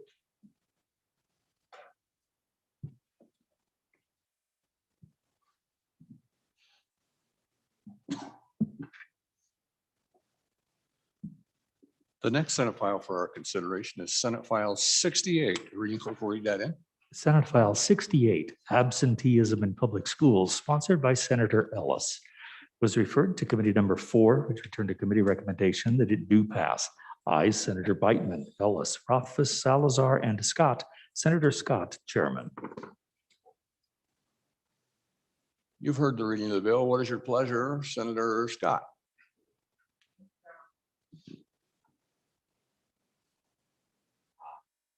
Mr. Chairman, I move when the committee of the whole rise and report do so of the recommendation that Senate File 68 do pass. I yield to Senator Ellis for an explanation of the bill. Senator Ellis.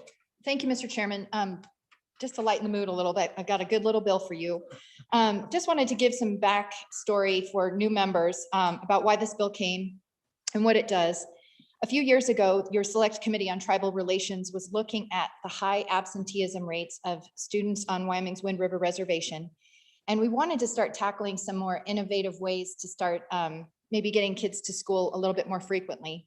But as we started our work, it became very apparent that we have a number of laws, including our Compulsory Attendance Act, the Juvenile Justice Act, the Children in Need of Supervision Act, and the Child Protection Act. We're all at play, and unfortunately, our statutes aren't really talking together. So last session, senators, you'll recall that we had a comprehensive bill that would have dealt with absenteeism. The unfortunate part of that bill, although it passed out of this chamber, it was very long, and as I mentioned, this can be a very confusing area, so it didn't advance. So this session, one issue that came up as we worked on this bill really has broad application statewide and should be of great concern to everyone in this chamber. And that deals with your due process rights. We've talked a lot today about what our Constitution of Wyoming requires and what our federal Constitution requires. You know that federally, the 14th Amendment says that no state shall deprive any person of life, liberty, or property without due process of law.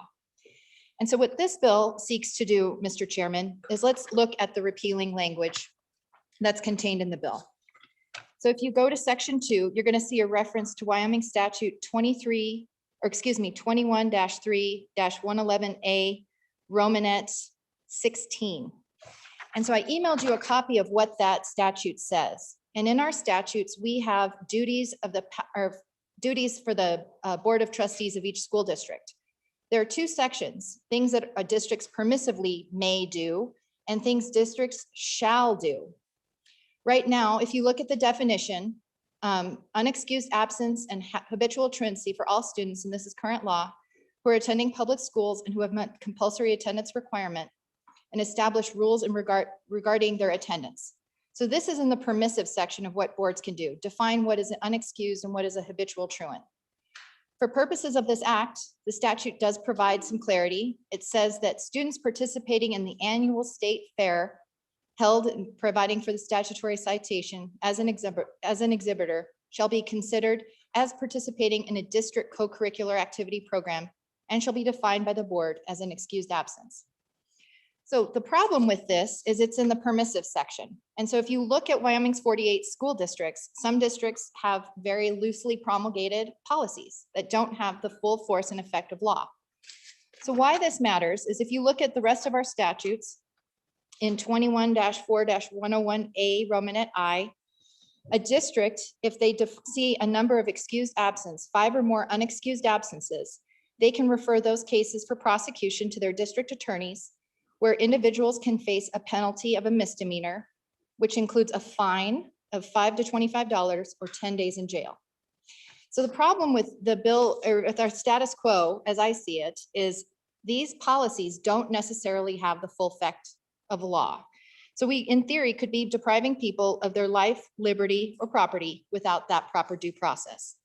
So this bill, you'll see, takes that definition of habitual truancy and that obligation to develop a rule and puts it in a different part of our statute, which affirmatively requires our Board of Trustees to shall. And so you'll see that language on page 2, line 2. Here, districts shall, and you'll see this definition. They shall define habitual truancy and unexcused absences for all students who are attending public schools and establish rules regarding students' attendance. You'll see some conforming language though. For purposes of this paragraph, instead of just providing protections for state fair, we want it to be a little bit more broad. A pre-approved absence or an absence due to illness, injury, or the healthcare needs of the student, or a death or serious illness in the student's family. Those will also be protected as unexcused absences. And so, Mr. Chairman, this is an important bill because if you talk to your constituents, I'm sure many of them will tell you about some of the inconsistencies. And just to highlight one area, I use this example as a personal example, but I can tell you there are many in my district. My mother-in-law passed in September. She had failing health. She was in a hospice center and we knew her end was near. So every day we called our kids' schools and said they're going to be gone to spend time with their grandmother who is going to leave this earth. And sure enough, she died. We had a funeral for her and it was a hard time for our family.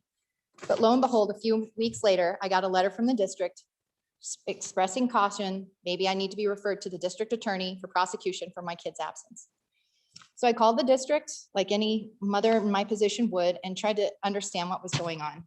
And I can tell you that parents need this. Parents need some uniformity and protection in our statutes about what is and isn't excused because our district's policy has been very difficult to navigate. And I think that unfortunately our absenteeism laws have become a little bit more of checking a box.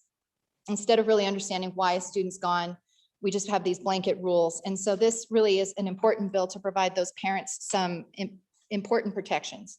So the reason you'll see pre-approved absence and this language being a little bit more broad is to encourage families to actually call their schools and say, we have a family trip planned. We'd like to go hunting.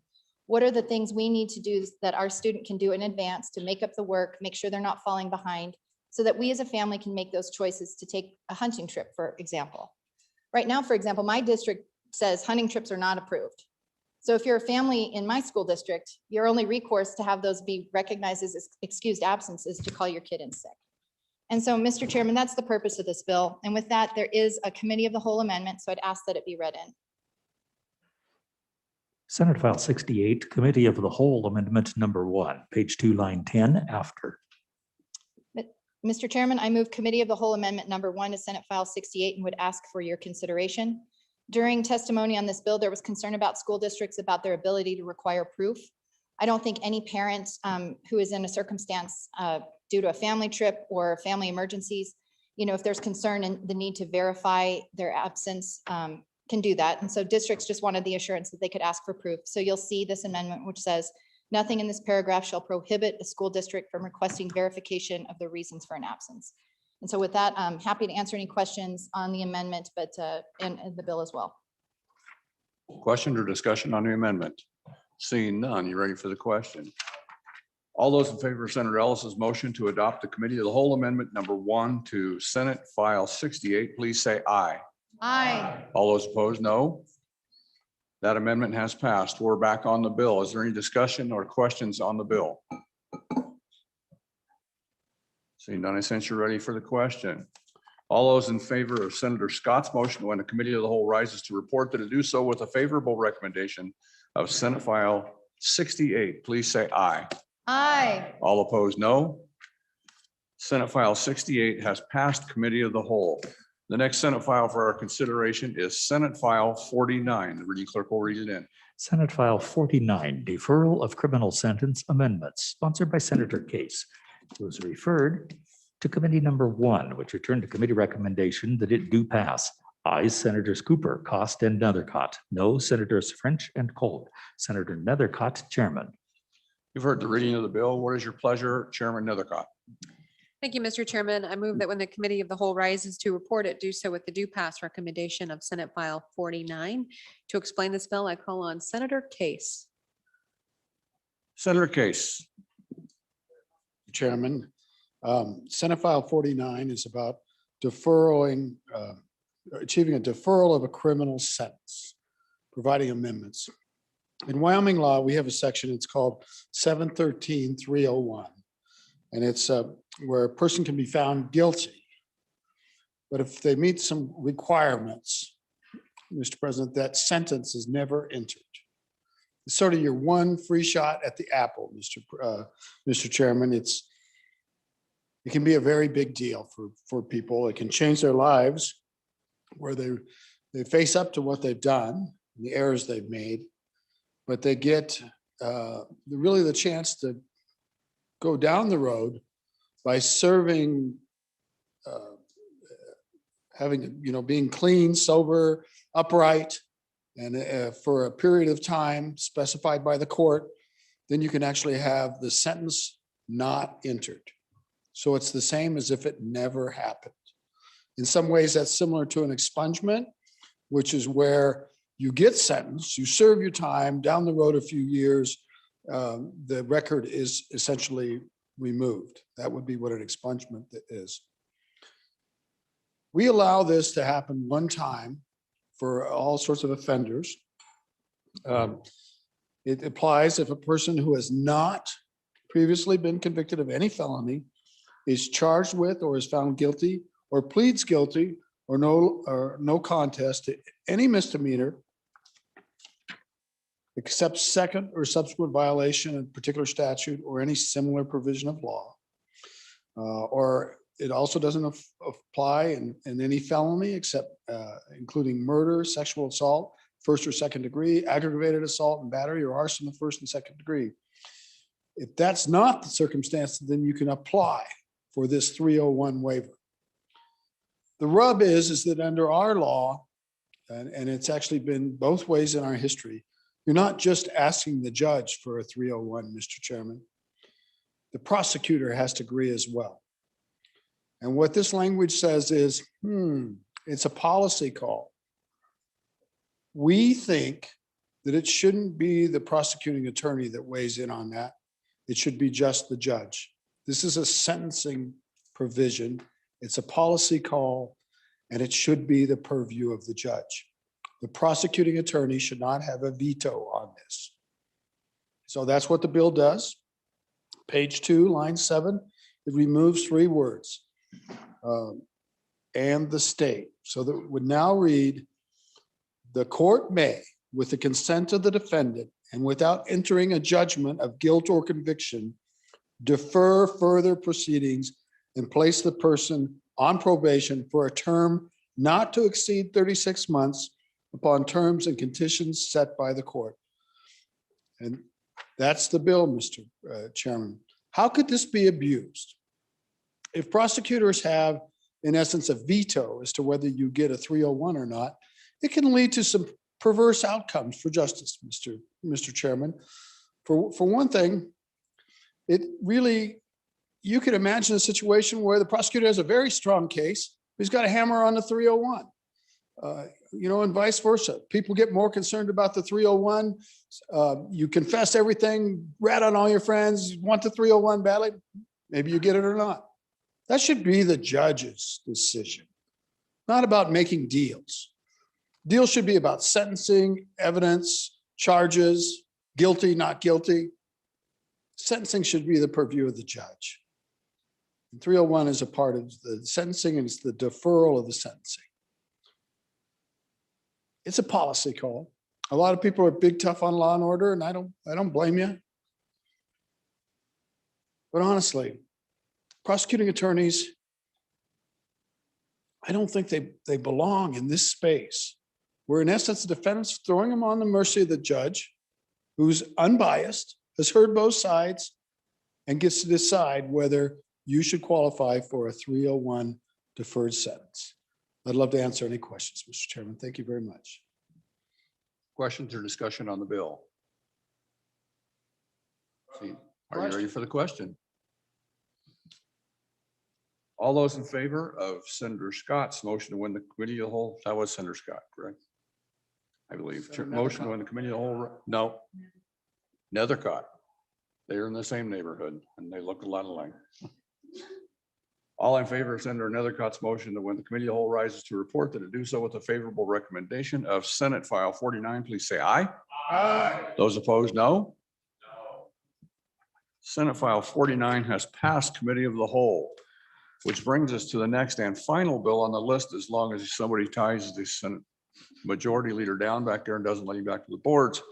Senate File 126, the reading clerk will read that in. Senate File 126, Real Estate Subdivisions Easement Requirements, sponsored by Senator Cooper, was referred to committee number 7, which returned a committee recommendation that it do pass amended. Ayes, Senators Boner, Case, Driscoll, Nethercott, and Scott. Senator Driscoll, Chairman. You've heard the reading of the bill. What is your pleasure, Chairman Driscoll? I move that when the committee of the whole rises to report it, do so with a recommendation that Senate File, what number am I on? 126. 126 do pass. For further explanation.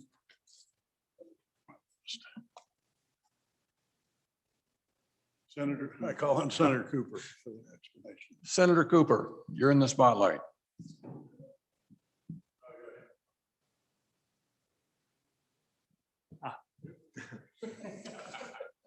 I'm sorry, I was all prepared for the other one, sir. Senator Cooper is in a bit of a disarray here, if possible. Can we consider 125 first, sir, and then move forward? Would you like that read in, Senator Cooper? If you're ready for 126, I will move forward with it. 126 is, I'm gonna work off my memory here for a minute. Would you like the standing committee report read in, Senator Cooper? I'm sorry. Would you like the standing committee amendment read in? Yes, please. Go ahead. Just read it to me again. If truly the senator would like us to take this up tomorrow, that's okay. We're the Wyoming Senate and we can do that if we want to. So it's, I don't mean to put anybody at disadvantage. Mr. Chairman, if it is possible, lay 126 back till tomorrow, I'd like to do that. Without objection, we'll lay that back for one day. And we get out earlier. Yeah. Nope, one more.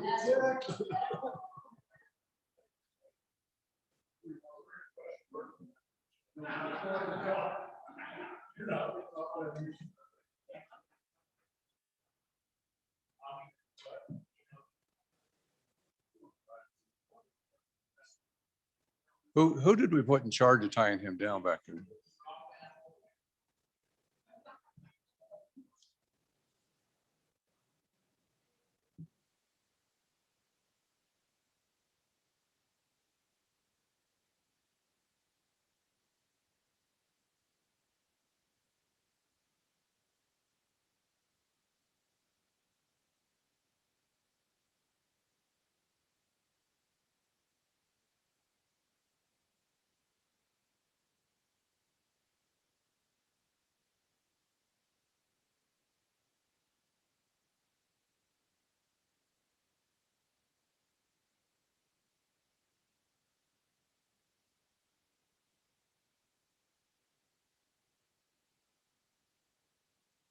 Go ahead.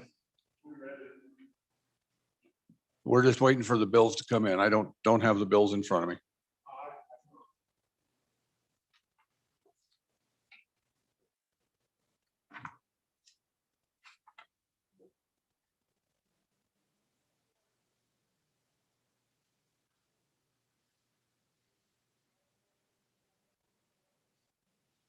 Is 152 next, Ellen?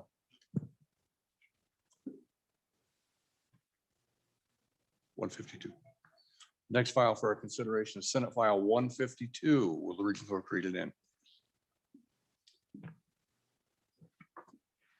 Senate File 152, Connection of Utility Services, sponsored by Senator Dockstader. Was referred to committee number 9, which returned to committee recommendation that it do pass amended. Ayes Senators Anderson, Whitman, Cooper, and Wasserberger. No Senator Rothfuss. Senator Anderson, Chairman. You heard the reading of the bill. What is your pleasure, Senator Anderson?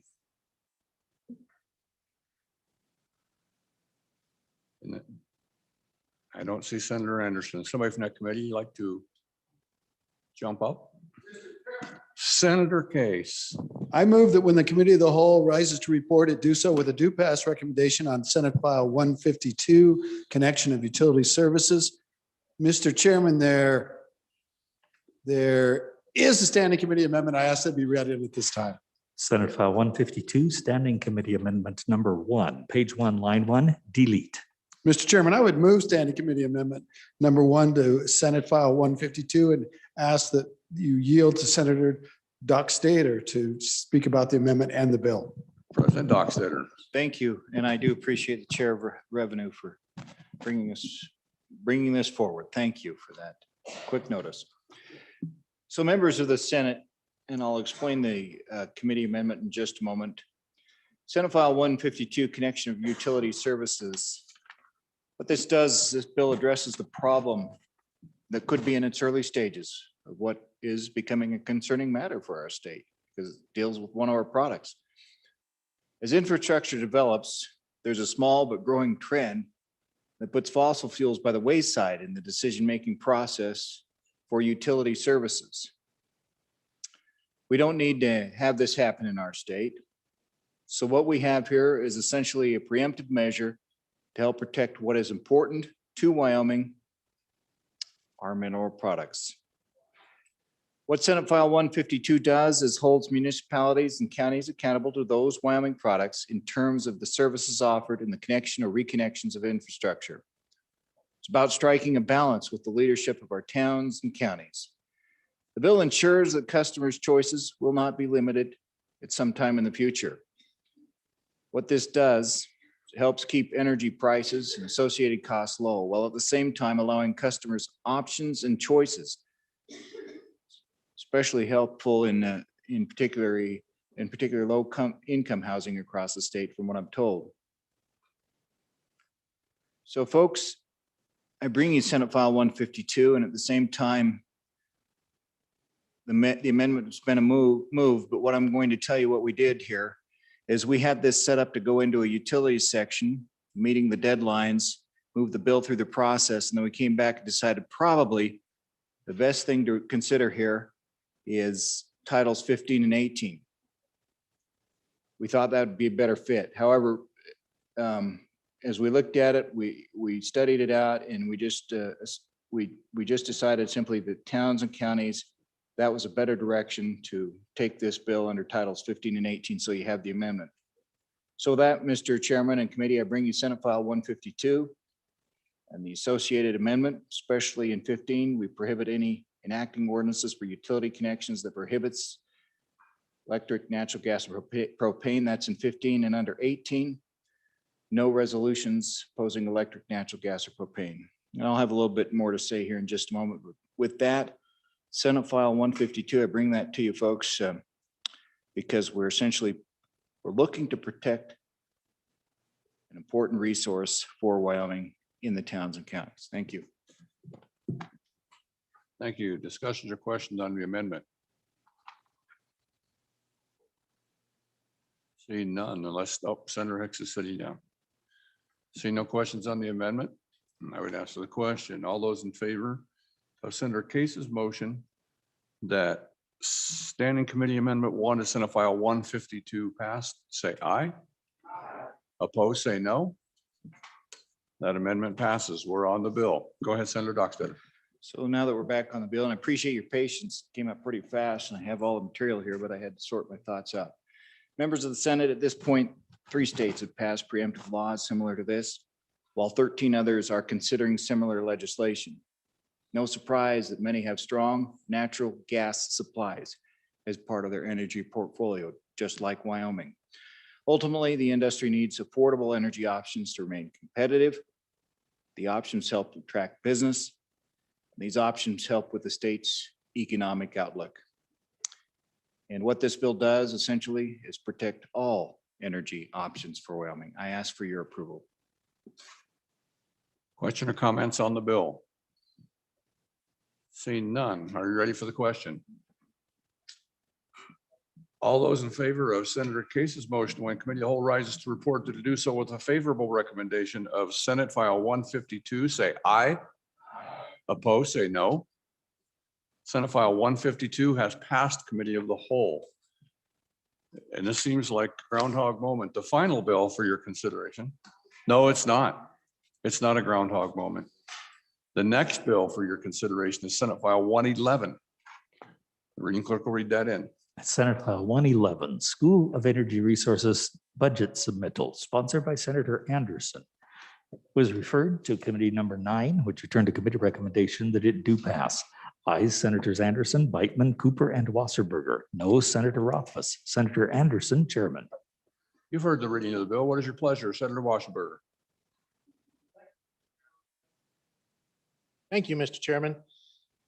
I move that when the committee of the whole rises to report, it do so with a favorable recommendation, Senate File 111 do pass.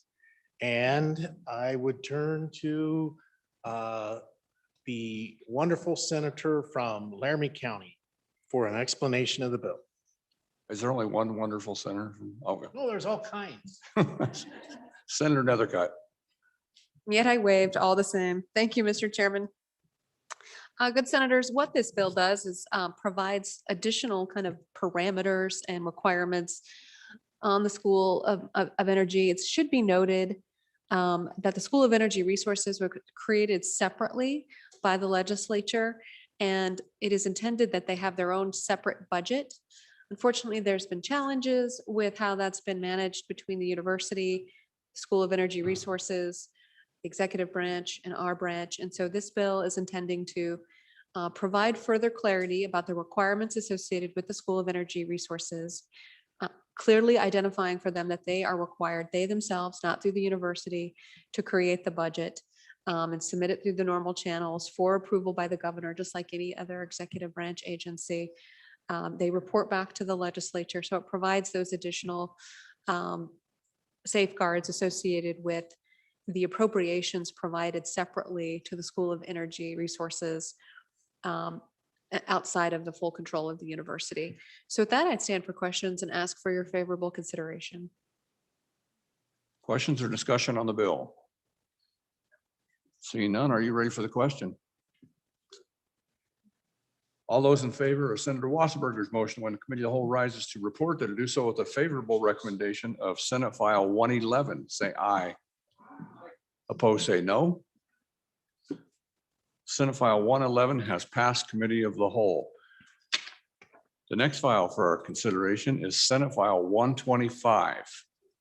The reading clerk will read it in. Senate File 125, Consumer Merchandise Sale, Marketing, and Use Protection, sponsored by Senator Cooper. Was referred to committee number 7, which returned a committee recommendation that it do pass. Ayes Senators Boner, Driscoll, and Scott. No Senators Case and Nethercutt. Senator Driscoll, Chairman. You've heard the reading of the bill. What is your pleasure, Chairman Driscoll? Mr. Chairman, I move in the committee of the whole rise report to do so with the recommendation that Senate File 125 do pass, and for further explanation, I call on Senator Cooper. Senator Cooper. Thank you, Mr. Chairman. Okay, watch this. There is a standing committee amendment on the bill. I'd like to have that read in, please. I don't have a standing committee amendment. Do we have one? That's on the other one? No, there's not an amendment on it. Other bill, I think you're That's the clear. other. 126 has one, 125 and 125 does not. 126 are just too close together. Now let me go move forward on 125, sir. Mr. Chairman. This is embarrassing. Okay. We're on Senate File 125, Consumer Merchandise Sale, Marketing and Protection. It's a pretty simple bill. It'll go through pretty quickly here. The basic premise is that counties, cities, and states, or counties, cities, and towns should not be allowed to pass ordinances or regulations prohibiting the sale, use, or marketing of legal consumer products. And what we're looking for here is uniformity across the state. So I'm going to walk you through this real quick. Page 1 is the normal thing. We're going to go to page 2. Lines 1 through 5. It establishes a prohibition of cities and towns to pass ordinances, regulations regarding the sale, use, or marketing of consumer merchandise that's an otherwise legal product in the state of Wyoming. Lines 7 through 13 defines consumer products.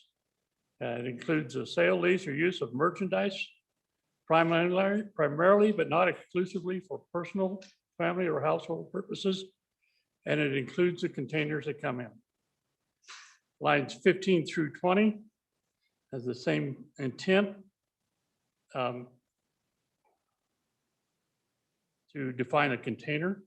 Basically, a local government may not prohibit styrofoam burger boxes, big slurp cups,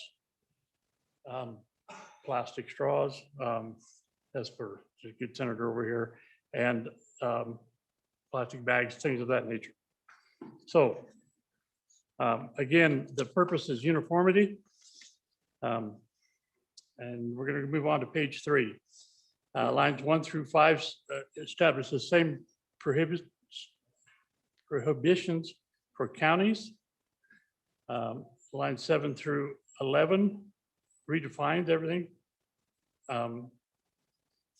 for the counties. And lines 13 through 16 avoids any city, county, or town taking action previously that is contrary to this bill. So with all that read through, there are instances in Wyoming of different municipalities passing laws to prohibit certain consumer products. They may be vape products or chewing tobacco or whatever it may be. They're legal products within the state or purchased by a person of age 21. And if they're legal in the northern part of the state, they need to be legal in the southern part of the state. If they're legal in the east, they should be legal in the west. If they're legal in Wyoming, they should be legal across Wyoming. Other issues that have come up are prohibition of maybe the styrofoam boxes or plastic bags. When the large retailers come into the state, one of the things that they run into as they're trying to set their network up across the state is they're ordering vast amounts of maybe packaging, maybe it's bags, maybe it is this styrofoam box. But if they run into a city or a county that prohibits that, then they have to figure out an alternative that really drives the price up in that particular county. So what we're seeking is uniformity across the state for the way these things are handled.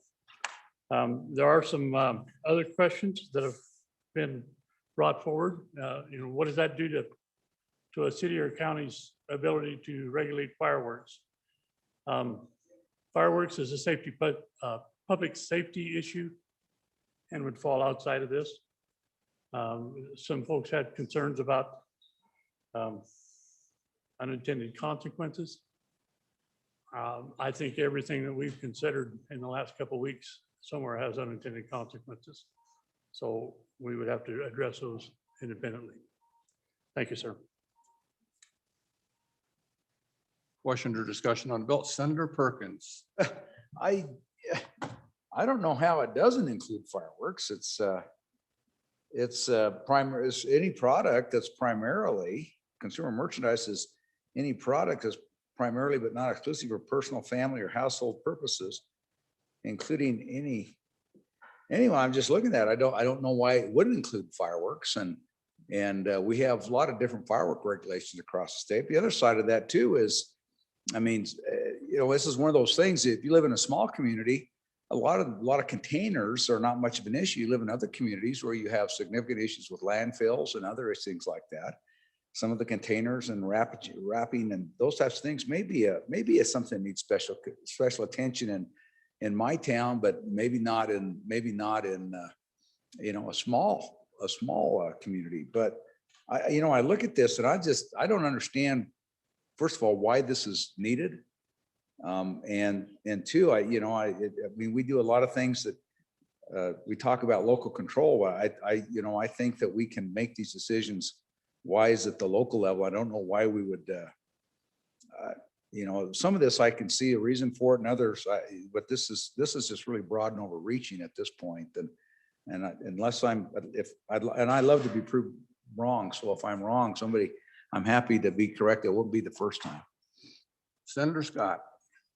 Mr. Chairman, we did look at this pretty careful in the committee. And frankly, my opinion was that fireworks was one place where we could get unintended consequence, because I think this would put a stop to the practice of banning the sale of fireworks. We looked hard for other places where there would really be unintended consequences here, and we didn't see them. What we are seeing is various, what do I call them, enthusiasms that overtake certain parts of the woke population, if you will, and they try to ban this, that, and the other things that we normally use, plastic bags and other things like that. And we think there is a clear and present danger that might start to occur in Wyoming.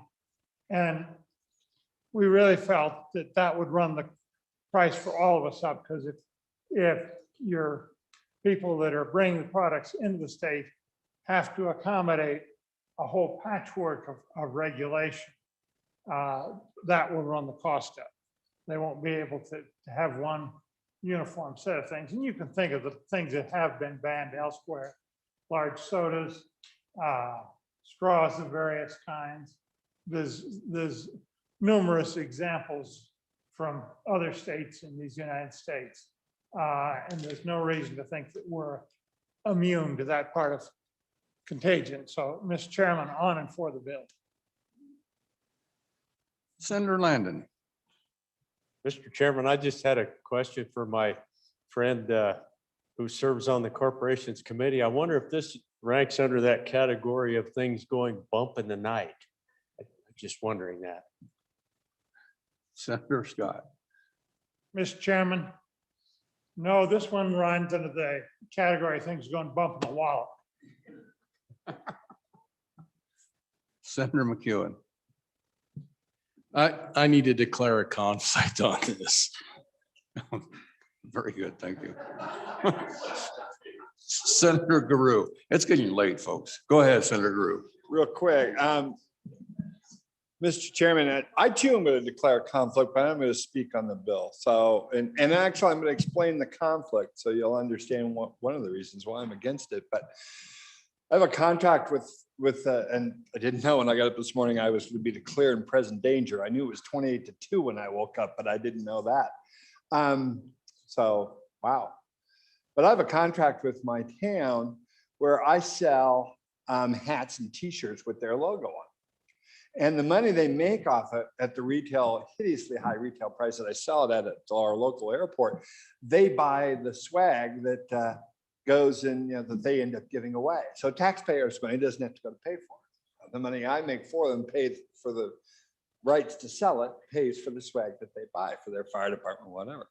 So I'll be a conflict on this, but another thing our community did, I guess, that seems to be upsetting someone, is that we banned plastic bags. And yes, big companies have had to think of new ways to do it. I'm one of them. Let me explain what I did. I went to a local realtor and said, hey, how would you like to print me 250,000 bags with your name on it? So everyone who walks around an airport and gets on an airplane or gets on their private jet with catering that I provide for them, does so with a bag with your name on it and maybe your literature to sell. Not only does he do it, he pays me money on top of that. It's called entrepreneurship. It's called pro-business. It's called, the American way and all that stuff. And I think it's kind of a good idea. And so on and against it. Thank you. But I will be declaring comment. Thank you. Senator Scott. Mr. Chairman, I confess to being a little mystified. What in this bill prevents what you're talking about?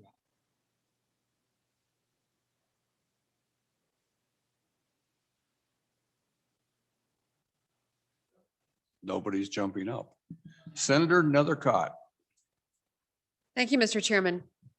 So as a member of the committee, and you might have heard the vote at the beginning of the bill announcement, it was a 3-2 vote. So we did consider the bill. I did hear things go bump in the night. I do think that there are unintended consequences in the bill.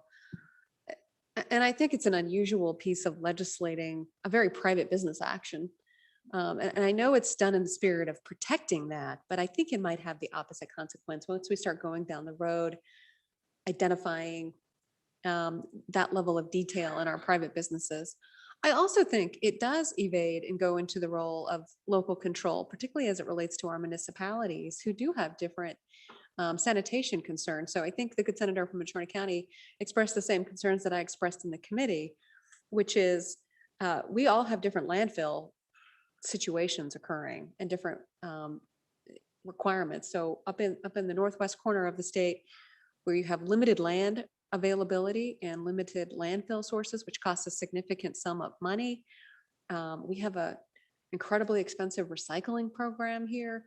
All of those pieces, all of that waste, which is what we're talking about, goes into those landfills. And I know we heard the other good senator from Laramie County talk about attending some of these conferences we get to have access to. And I know some of our other Western colleagues in some other states have mentioned concern about this issue and costs for their landfills. And so even though I don't know it's one that we're definitely addressing here immediately in Wyoming, I know other states have that are similar to us. And I do think there are unintended consequences we just don't see. And we might have been grabbed fast before we had the opportunity to fully understand those and pass some quick legislation. So I do have concerns, and I think it's an odd bill, just like the rest of us are going, what is this about? And I think there's a lot more to it than what it appears to be. I'm a no vote. Senator Ellis. Thank you, Mr. Chairman. I think the part I'm struggling with is the prohibition on things that are different from or in addition to any state law. I think clearly if the local, the city or town is passing something that's different than something we proactively set in state statute, that makes sense to me. But it's in addition to. And I just worry about tying the hands of local municipalities to anticipate what their needs might be in regulating some of these. And so on that point, I think if that's what we're trying to get after is in Wyoming, you have a right to use a plastic bag when you go to the grocery store. Then we should say that clearly in here and say anything different from that is prohibited. So I think that's where my confusion is. And I don't know if that helps clear it up, but I'm trying to think through the unintended consequences and the list is growing. Along those lines, I share concerns about litter, waste management in my district. Obviously it's windy down in southeast Wyoming. And there's a lot of garbage bag litter in the district I represent. So, I would just hate to tie the hands of local districts from coming up with solutions to maybe get their arms around those kind of problems. Thank you, Mr. Chairman. Thank you for reference. It's windy in southwest Wyoming too. Oh, Further just, comments? Mr. Chairman, just a clarifying point, my district is southwest Laramie County. So sometimes I make that mistake. I So in the apologize. southwest corner of the southeast corner. Yes. Further comments? Senator Cooper. Maybe I didn't make myself clear thank you, Mr. Chairman. Maybe I didn't make myself clear when we started. This is a pretty simple bill. So maybe it's not. There are some concerns out there. I don't have any trouble working with the sponsors of this bill and see if they'll bring an amendment forward addressing concerns with fireworks or whatever anybody else may actually bring to me. I'll be more than glad to bring that on second reading if that's what the body chooses. Again, it's about uniformity across the state. We want to make sure that we don't, that our municipalities and counties don't pass silly legislation. And with that said, sir, I'll resign. Thank you. Thank you. Senator Kolb. Thank you, Mr. Chairman. On and for the bill. I'm for it so we can work on it. I think there is an issue here, and maybe it wasn't encapsulated quite in a perfect way, but the intent is good. I think we're living in a time that we forgot about customer choice. If a customer doesn't like what a store sells, then the store, I suppose, doesn't stay in business. That's how it works. I think it's about that choice, and I think it's a double-edged sword, of course. You know, you talk about municipalities, landfills. To that end, I'd like to say Sweetwater County has a fantastic landfill, and if any of you folks need to contract with them, I'm sure they would have a conversation with you. But beyond that, I think it's a good little bill, and I would appreciate people trying to give this bill a chance to get a second reading and then make up their minds. Thank you, Mr. Chairman.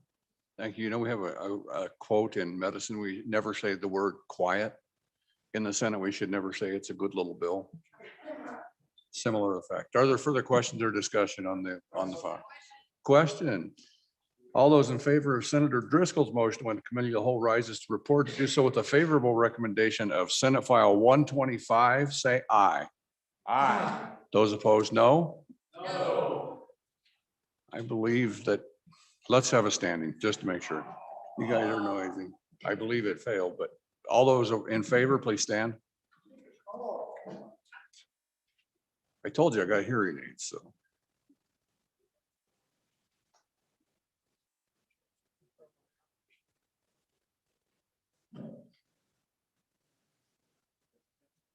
Did you get Boner? 10 aye. All those opposed, please stand.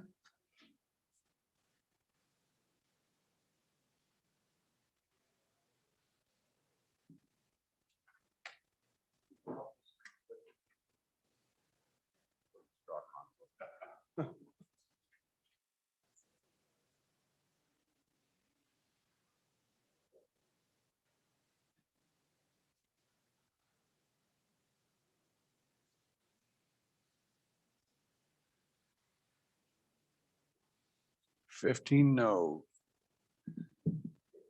Okay, we already did SR 6.5. We had a standing division. The chief clerk will call the roll. Senate File 125 roll call. Anderson? Excused. Baldwin? No. No. Whitman? Aye. Boner? Aye. Aye. Bouchard? Aye. Case? Cooper? Aye. Driscoll? Aye. Ellis? No. French? No. Furphy? No. Guru conflict? Hicks? No. Hutchings? No. James? Aye. Aye. Kinsky? No. Cole? Aye. Aye. Cost? Aye. Landon? No. McCune conflict? Nethercott? No. Pappas? No. Perkins? No. Rothfuss? No. Salazar? No. Schuler? Aye. Scott? Aye. Steinmetz? No. Wasserberger? No. Case? Excuse, Mr. Chairman. Excused. Excuse. President Dockstetter? Aye. Closing vote. Closing vote closed. Senate File 125, 11 aye, 15 no, 2 excused, 2 conflict. Senate File 125, having failed a roll call vote pursuant to SR 6-SA, is deemed indefinitely postponed. That ends the pile. Mr. Majority Leader, I'll bet you have a motion. Mr. Chairman, I move the committee of the whole rise and report. You've heard the motion. All in favor, say aye. Opposed, say no. I knew somebody would. Mr. President.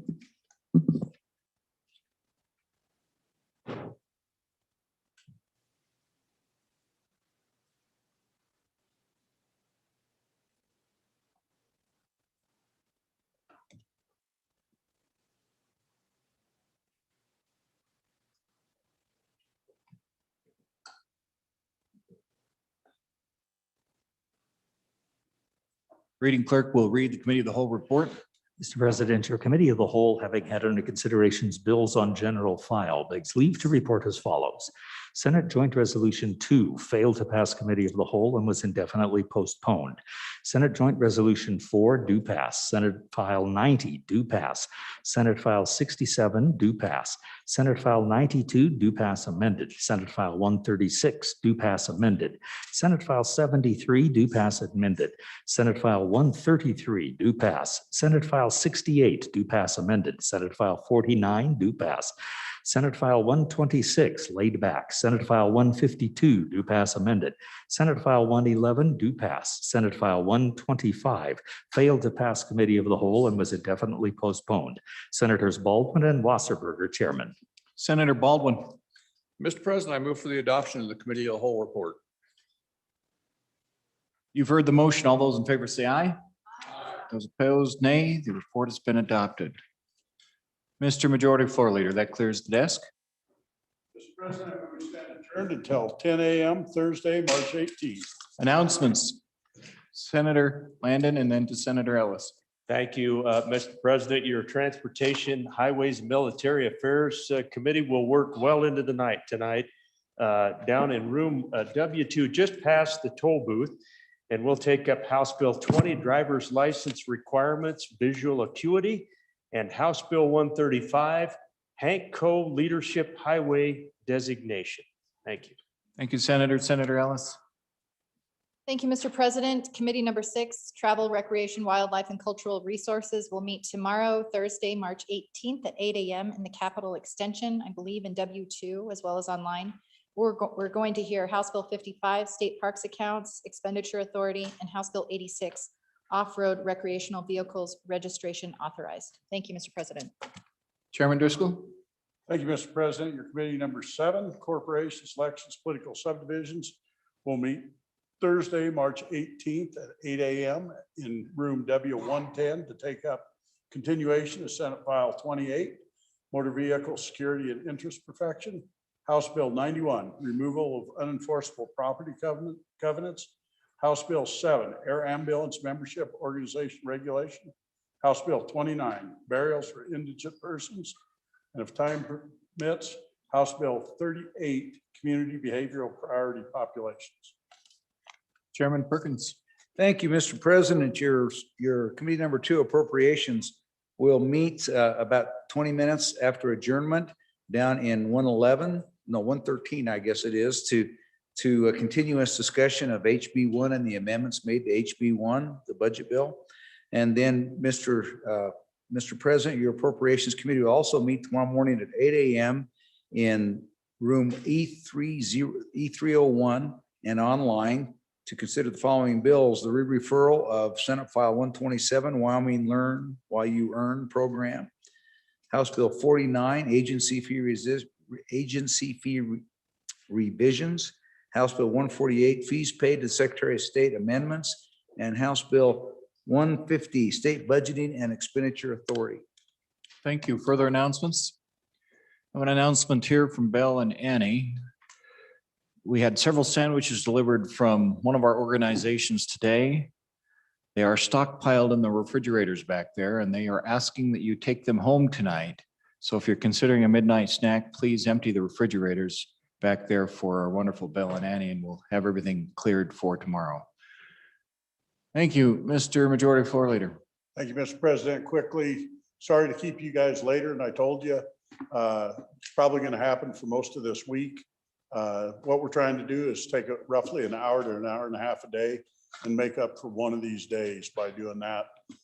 That way we're saving you from either doing 2 days at the end or 2 Saturdays. So if you got complaints, come try to beat me up. Thank So clarification, Mr. Floor Leader, then you're saying that we will not be doing Saturdays or extending days if we make it up an hour or 2 at a time?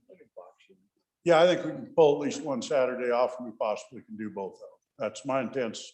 Get us out of here as quick as we can. We're going to work a little harder. Sorry to do that to you. I promised you I wouldn't do it, but I'd rather do that than lose a day of sunshine at home. So thank you. Okay. So if you have input on what Saturday that might be, you'd speak to the floor leader. Senator Pappas, Yes, Mr. President, privilege the floor.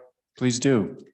Just also wanted to mention, there is a gift bag in the back from one of these associations that deal with airplanes in the state.